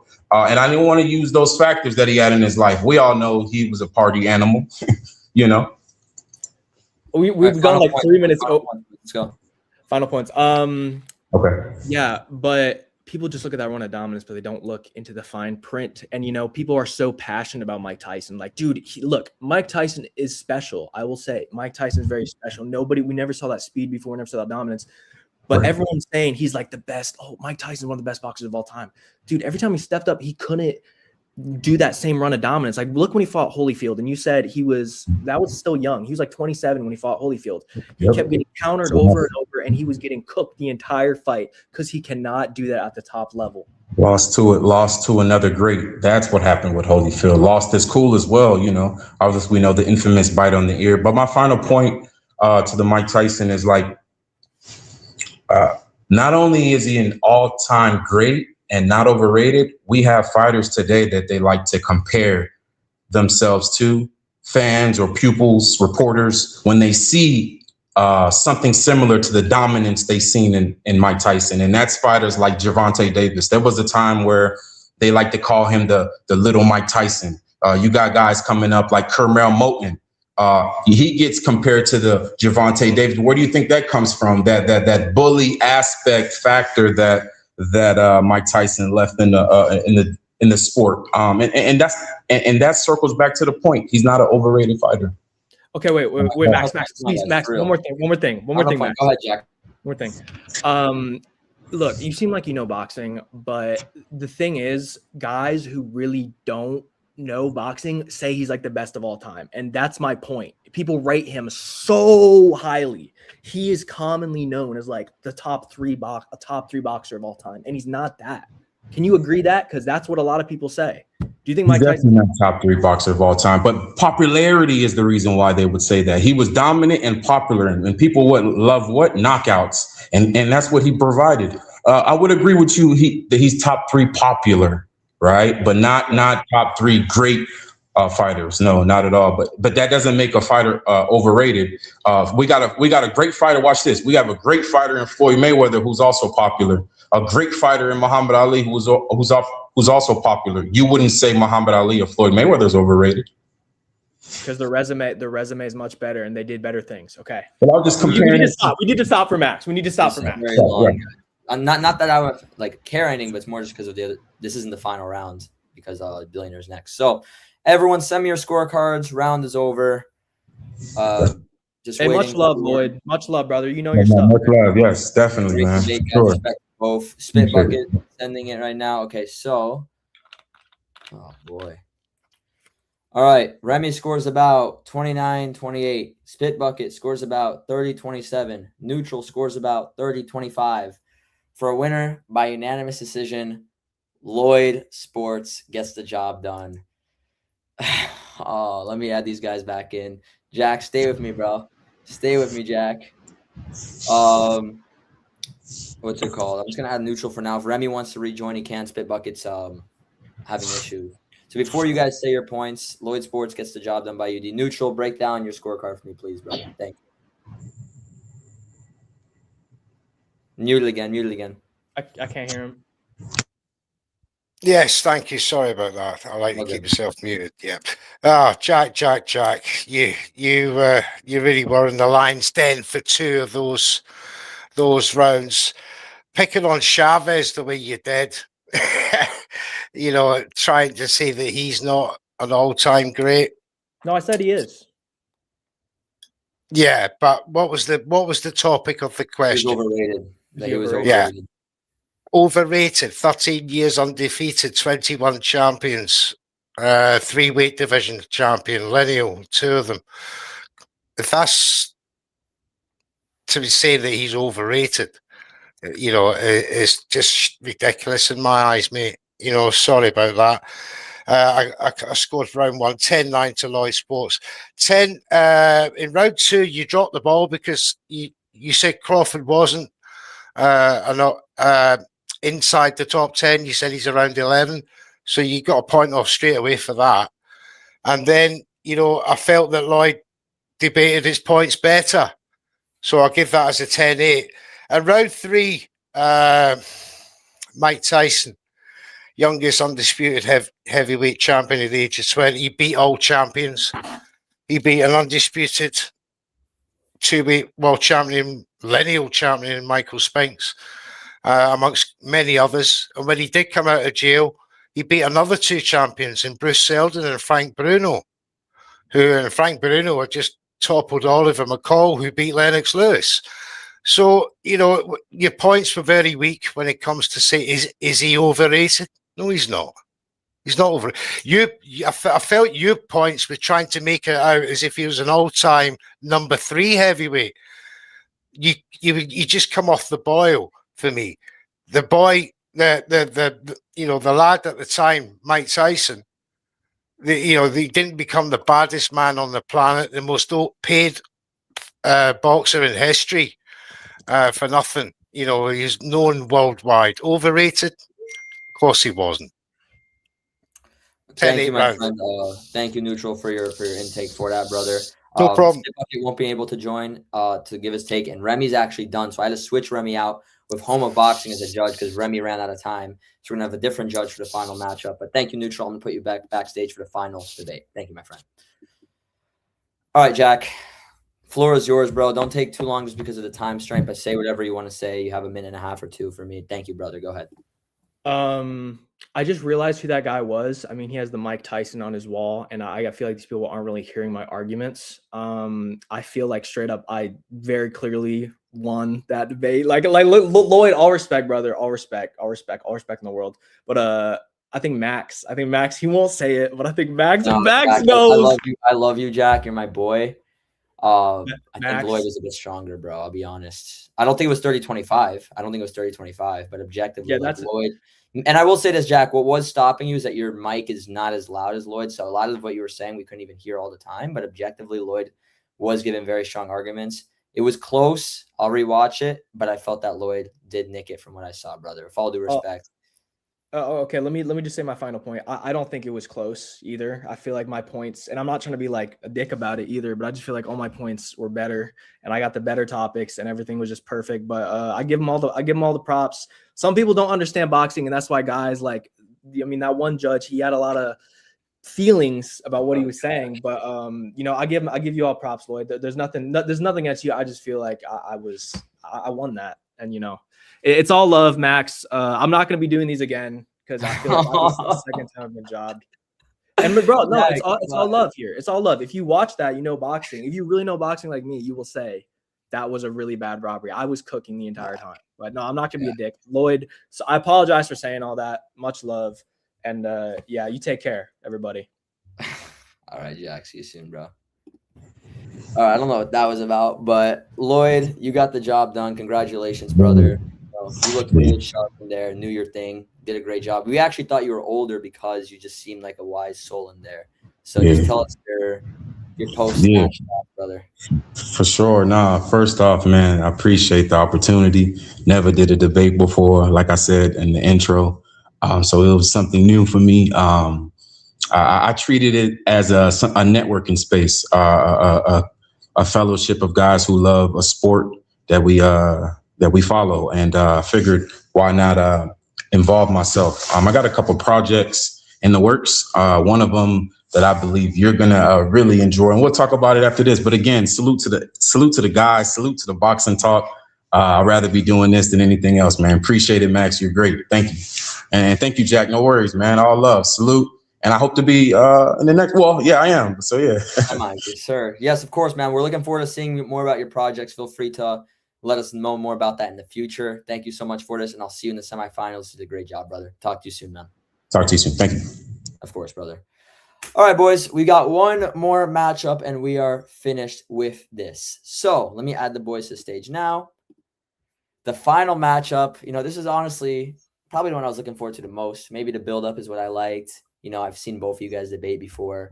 You guys are both talented. Billionaire is going to rejoin in a second. He must have had some type of internet issue, but looking forward to this one. Jay Boogie, did you watch that last debate? What were some of your thoughts on it objectively? Let me message Billionaire while you do so.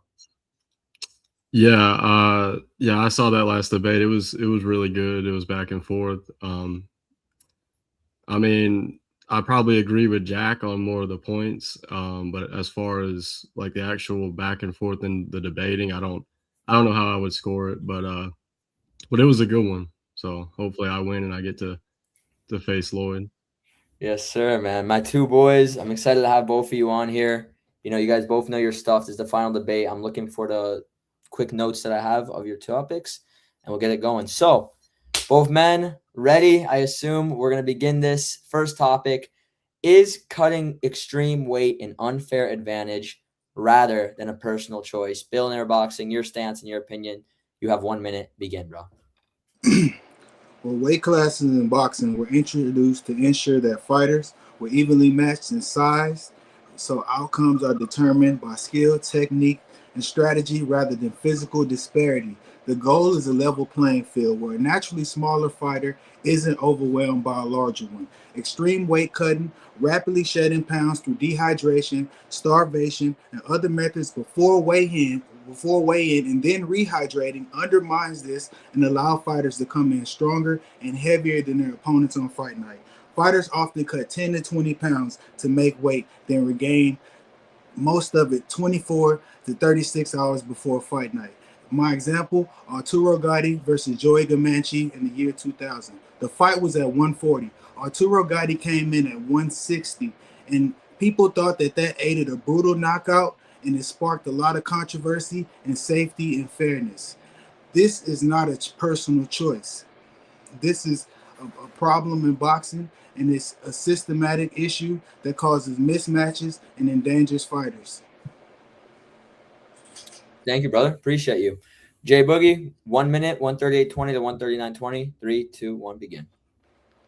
Okay, so the topic is it an unfair advantage? So I would agree that a lot of times cutting the weight gives you an advantage, but is it unfair? I wouldn't say it's unfair because number one, the fighters, they signed the contract and they agreed to a weight, and they both had the same amount of time to rehydrate, after the weigh-ins and everything. And I wouldn't say it's an unfair advantage because of that, because you're agreeing to it and both guys have that opportunity, and also I would say that, when guys cut that extreme amount of weight, a lot of times it can actually put them in danger because, they're, a little bit dehydrated coming into the ring. And we saw that with Chris Eubank against Conor Benn. I mean, I know that fight, well, I can't remember if it was a catch weight or not, but that's beside the point. He was dehydrated in the ring and he performed terribly. He definitely was not 100%, even though he was the bigger guy. He was clearly the naturally bigger guy. But I wouldn't say it's an unfair advantage because both guys agree to it. And I would say the main reason that we see these mismatches is when guys are, jumping up in weight like Manny Pacquiao, but that's because they're daring to be great. So sometimes that's just going to happen, but the fighter chooses to do that. So I wouldn't say it's unfair. Perfect, brother. Thank you for that. So we'll go 1 minute and a half to 2 minutes back and forth discussion. Billionaire, you begin. 3, 2, 1, go. All I'm saying is I gotta feed my family at the end of the day. If it's a set amount of money that I'm gonna be making that night, I'm gonna take my chances. Fighters aren't getting these big fights that they nowadays. It seems like they're very frail, and it's an unfair advantage. Why don't fighters lose weight to fight guys larger than them? Why is always somebody smaller? I mean, I would say that, if you have like a Devin Haney-Lomachenko situation where you got, Devin Haney who's, cutting a ton of weight, to have that size advantage. But Lomachenko, the only reason he was in that fight and at that disadvantage is because he chose to move up from his natural weight of, 126 to 135 to do that. You know what? I'm glad you brought up Devin Haney because Devin Haney, they say he walks around every bit of 160. Why does he cut all the way down to 135 and 140? Like what? Why? What advantage? What is this? Some type of advantage you think he's trying to get? It gives him an advantage for sure, but I wouldn't say it's unfair. I wouldn't say it's unfair because both guys, Lomachenko, if he wanted to, he probably could have cut down to 122, 126 for a while. You know why I say it's unfair? Because he was naturally at 147 for this last fight. The skill was still there. Matter of fact, he looked better than he ever has. So what gain did he for beating up those smaller guys? Well, that kind of goes to my point. Look at Haney's power and his chin and his, just his overall, performance when he's fighting at his natural weight. But when he was cutting, yeah, he was the bigger guy, but he was a little bit dehydrated at 135. So there was, a little bit, look at the Ryan Garcia fight. He was a little bit more dehydrated than Ryan because Ryan, missed weight. I stated the health risk about it. So, you ain't got to keep bringing that part up. I just want to understand, why don't these guys cut weight to fight guys larger than them? Why is always somebody smaller? I mean, you've got guys who are maybe, the A side or, guys who are like the home fighters, the American fighters. And because of that, they can draw guys like Lomachenko into the ring, and have that advantage. So it's, I wouldn't say it's unfair though, just because the fighters sign the contract and they know what they're getting into before the fight. How much you weigh, Jay Boogie? How much do I weigh? Yeah. Like 140. I weigh 235. You think it's fair if me and you were to fight right now? Well, if I agreed to fight you, then I couldn't come back and say, "Oh man, that was an unfair advantage." If I signed the contract, you know what I'm saying? Like, so put yourself in these fighter shoes nowadays. What if this is your chance, your opportunity? You gonna turn it down for a few pounds, or you gonna believe you're a fighter and take a chance? Well, that is a good point. You got guys who are daring to be great, but we give them credit when they, if they do win those fights where they dare to be great, we give them credit for that and we acknowledge that it was an advantage. I think we're on the same team for this with Jay Boogie. You sound good. You sound like you were studying with me. My case closed, Jay. Any more to add, fellas, or should we move on to round number 2? I'm good. All right. So Tahoma Boxing, who's judging for the first time because Remy had to step out. What I need you to do for me is to send me your scorecard for round number 1 in private message. Neutral and Spit Bucket do the same as normal. Much appreciated, guys. And let's move on to round number 2. Round number 2, should fighters be required to defend titles within their division before moving up or down? Jay Boogie, you begin. Minute and a half, give or take. 3, 2, 1, go. And your stance. No, I would say they should not be required to defend a title in their weight class before they can move up or down, because that should just be up to the sanctioning bodies, whatever their policies are for how they, strip their fighters, So you've got guys out here that are fighting like once a year and they're keeping their titles. So who cares if, you know, you got a guy who wants to jump up or down for a big fight, but then 6 months later, maybe he, you know, goes back to that original weight class. He's still defending the title the same amount of time in the same amount of time period as someone who's maybe fighting once a year, but not moving weight. So I don't think you should be required. I think that kind of, you know, that kind of messes up things when you start requiring, and then you'd have to get all the sanctioning bodies to agree to that, you know. So no, I don't think they should be required to. Perfect, brother. Thank you. Billionaire Boxing, same thing on your stance. Begin in 3, 2, 1, go. Look, when a champ holds a belt and chases a super fight in different weight classes, they effectively freezes their division. The problem is top-ranked contenders spend years training and winning to earn a mandatory position.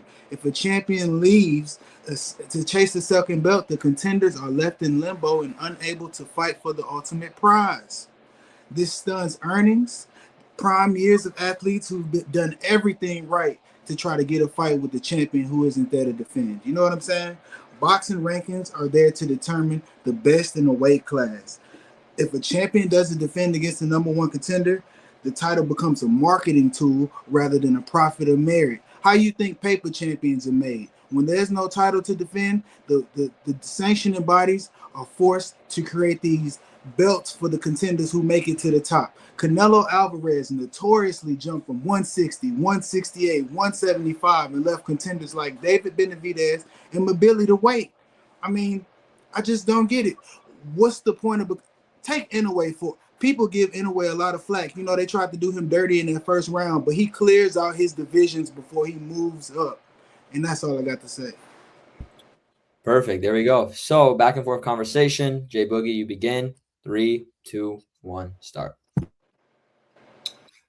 So, you know, I think that what you're saying is more of a problem, like with Canelo. I think it's more of a problem with the sanctioning bodies than, you know, having to sit there and require everyone, because, you know, you've got someone like Canelo who's a big star, so they give him more leniency than maybe, you know, some other guys.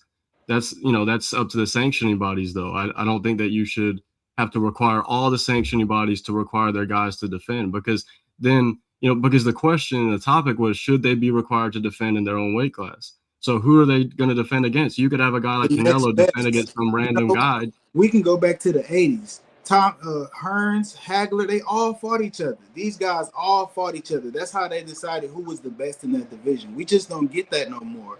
And us as boxing fans losing chances on fights. We got Wilder, Joshua. If that would have happened 5 years ago, well, I mean, that's something that we miss out on because these guys are chasing these big money fights. Fights here, fights over there.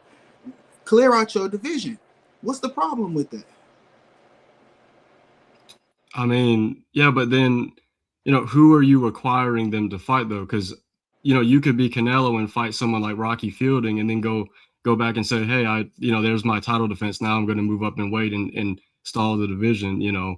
So unless you were to say, okay, you're required to fight the number one contender, but then which contender? You know, the WBC, IBF, if you got 4 belts, you got 4 guys, you know, how do you decide which one? You know, you could pick the easiest one. Pick one. Because at the end of the day, if we would have got David Benavidez and Canelo a long time ago, ain't no telling where boxing would be right now. If Canelo, yeah, but that's not what the topic is, though. The topic is, should they be required to fight? Not should they be required to fight who defends one of them. That's perfect. I think that's perfect for the topic because David Benavidez was within 168, correct? Yeah. He waited and waited for Canelo, who did his thing with Bivol, Kovalev, all these guys, until he had to move up. He voluntarily moved up, didn't want to wait anymore. We lose out on big fights because these champions don't want to hold down their divisions. I'm sorry, and that's what I'm going to stand on. I will die on that hill. I guess that's all right. I guess we'll close out round number 2. Good stuff, fellas. All 3 judges, send me your scorecard for round 2 as you did for round number 1. Much appreciated.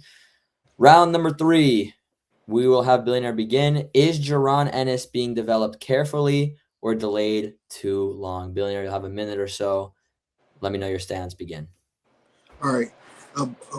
In boxing, a boxer's physical peak is narrow. My opponent is basically arguing Boots is being seasoned, and I'm arguing that Boots is being stagnant. Boots is 28 years old. At 28 years old, Mike Tyson won undisputed and lost it already. At 28 years old, Sugar Ray Leonard had already beat Hearns and Duran. My point is development, which is basically what we're talking about. Development starts at 23, 24. Boots from 2021 to 2024, Boots fought B-level gatekeepers like Thomas Delorme and Sergey Lipinets, while the big two aged out of the division. The strongest smoking gun in my argument is that his delay, Boots' delay, wasn't strategic, but it was legal. In 2024, Boots issued started suing his former promoter, Now Boxing, for breach of contract, specifically because of inactivity. They failed to give him the fights, amount of fights that they promised him. My whole thing is, if you're gonna be 34-0, why haven't you fought a top 5 pound for pound guy yet? If guys that are being carefully developed, Abdullah Mason, they're strategically placed to the top. The guys who have titles and don't fight nobody, they're being shelved. Boots is being parked. And that's my point. Thank you, brother. Jay Boogie, 150-25 or 150-30 to 151-30, give or take. 3, 2, 1, begin. Okay, so, do I think he's being developed carefully or delayed too long? I think he's been developed carefully to the best of his team's, him and his team's ability.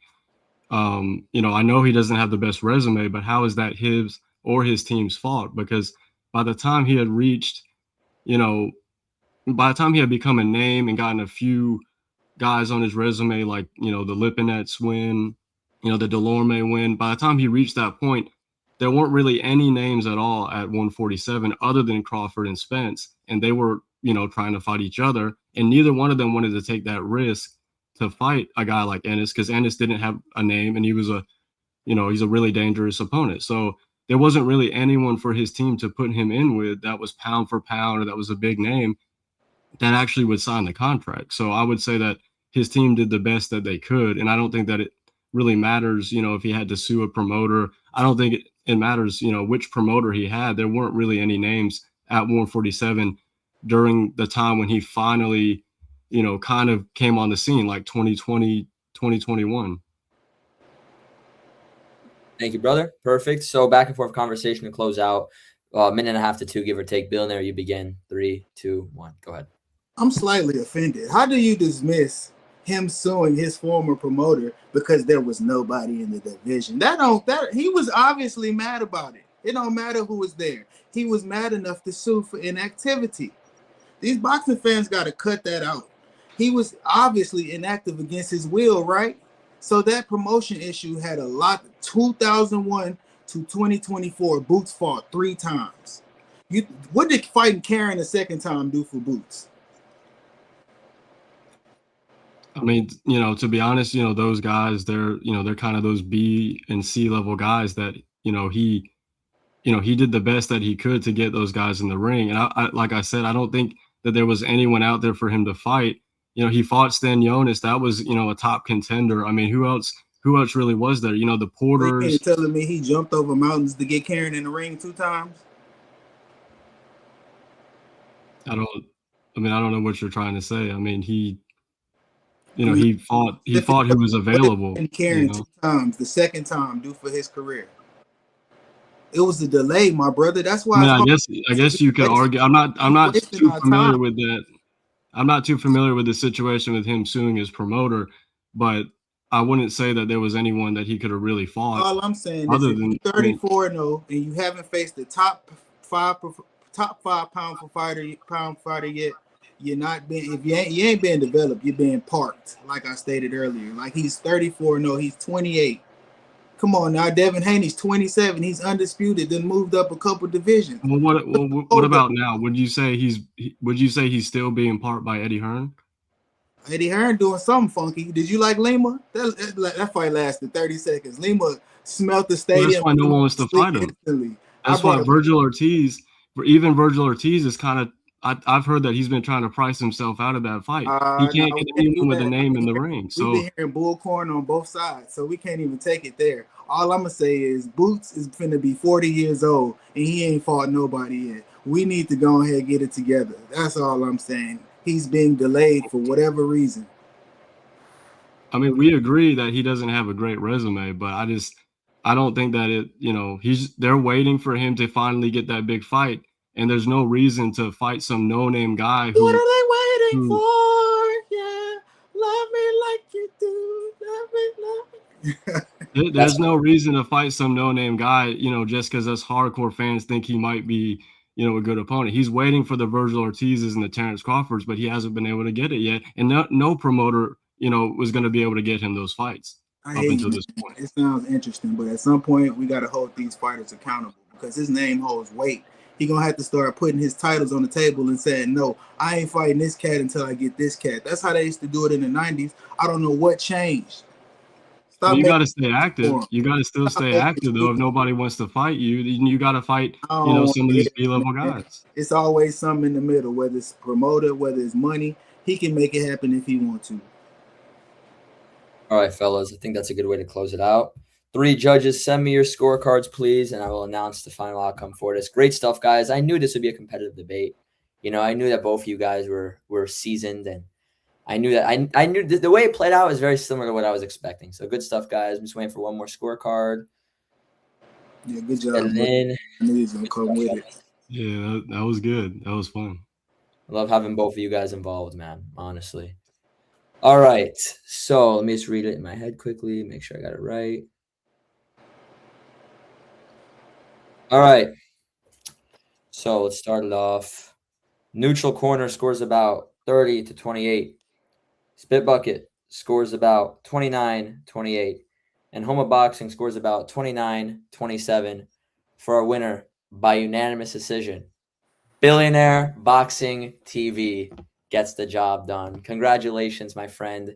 Great stuff from both of you. You both did your thing. Billionaire gets the competitive unanimous decision victory. Before I have you guys speak, I do want to hear what the judges thought because this was a very close one, honestly, especially rounds 1 and 2. I felt Billionaire definitely took 3 objectively, but 1 and 2 were both swing rounds. So good stuff, fellas. Can't have Spit Bucket join because he's having problems, but neutral corner, the voice of reason. Let's hear what you thought about this fight, right? This matchup.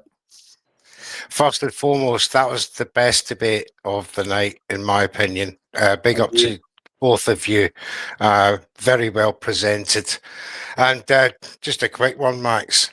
That was sent to me as a Christmas present. It's the picture of Mike Tyson. So yeah, so young Jack was a bit let's see, he was a bit hasty to label me a Mike Tyson fan. No, you've got to come with facts.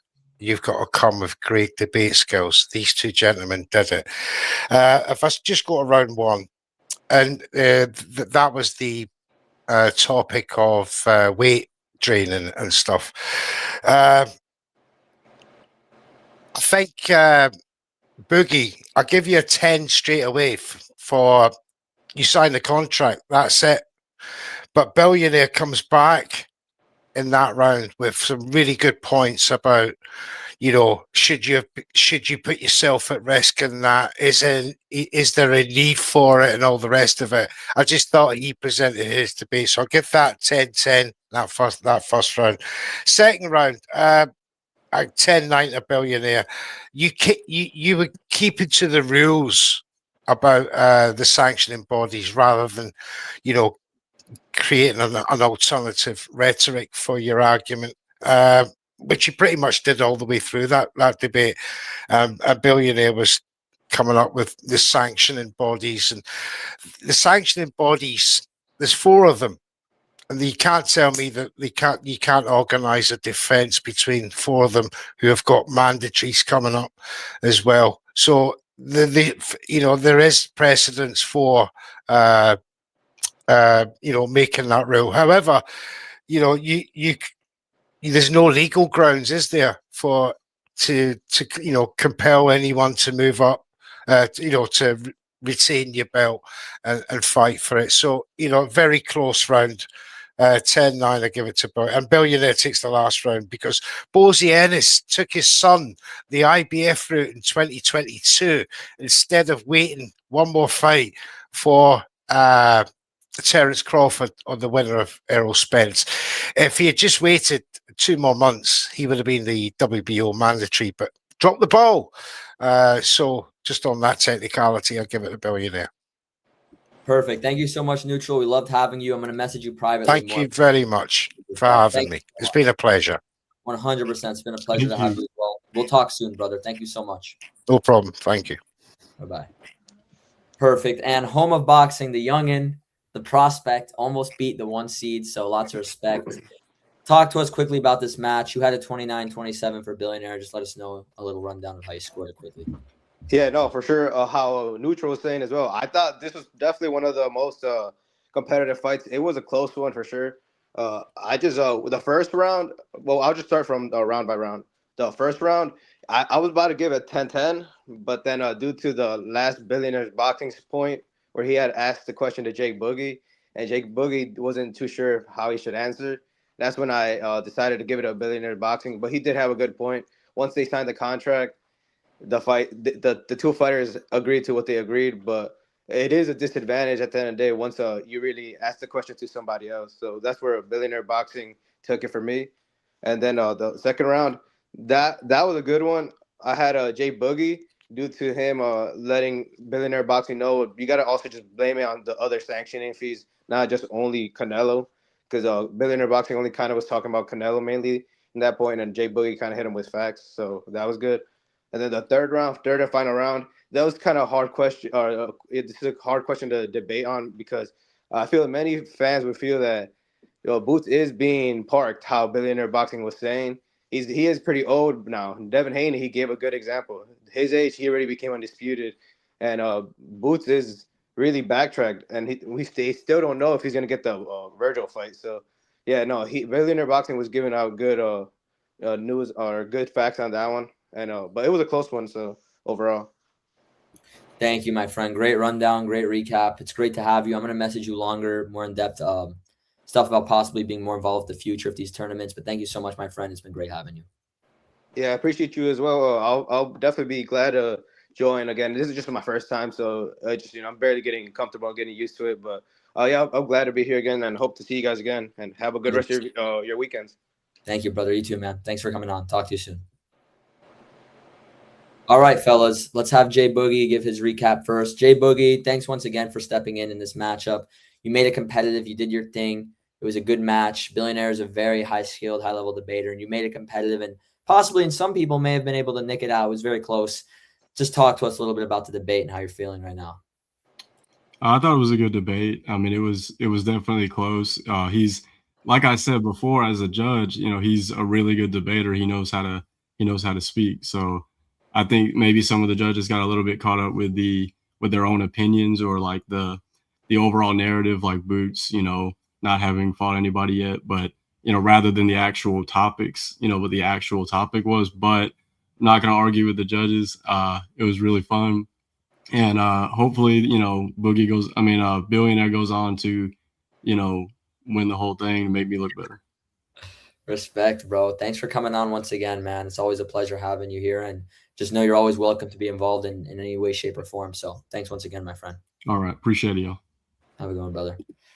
BBTV, 3 wins, man. 3 wins total so far. Most wins anyone has had in the entire tournament so far. Like, I don't know how to describe it. It's almost like Vladimir Klitschko's title reign. You know what I mean? The most. You get the job done. Competitive, but you get it. Can you hear me? You hear a little bit of an echo, possibly. There's a little bit of an echo. But you get the job done. I don't know if you can hear me. I could hear you. You can't hear me? We could hear you. So just say your thoughts. I'm actually listening. I'm listening on YouTube. That's how I can hear you. You're good, G. Okay, so I'll stop talking now. Just say your post-fight thoughts. All right, so all I'm going to say is, bro, I had a good time. You know what I'm saying? I don't know who I'm going against next, but I hope they ready. Max, this is fun. Until we meet again, bro, this is BBTV. Thank you, brother. Appreciate you. All right, everyone. we come to a close. Round 1 is over. We have some fun matchups. We have Howboxingworks going on to the next round. We have BBTV going on to the next round. We have Loyd Sports taking on BBTV. That's a great matchup. So we're going to have Howboxingworks versus Blunts and Boxing. Great match. Really good matchup. And then on the other side of the bracket, we have Billionaire Boxing TV taking on Loyd Sports. I cannot wait. I'm planning on doing the next round January 18th, a Sunday, instead of this week being a Saturday. We're going to do it next week on Sunday, January 18th. Thank you to everyone that tuned in. I had a lot of fun. I'll see you guys later. Stay safe, everyone. God bless.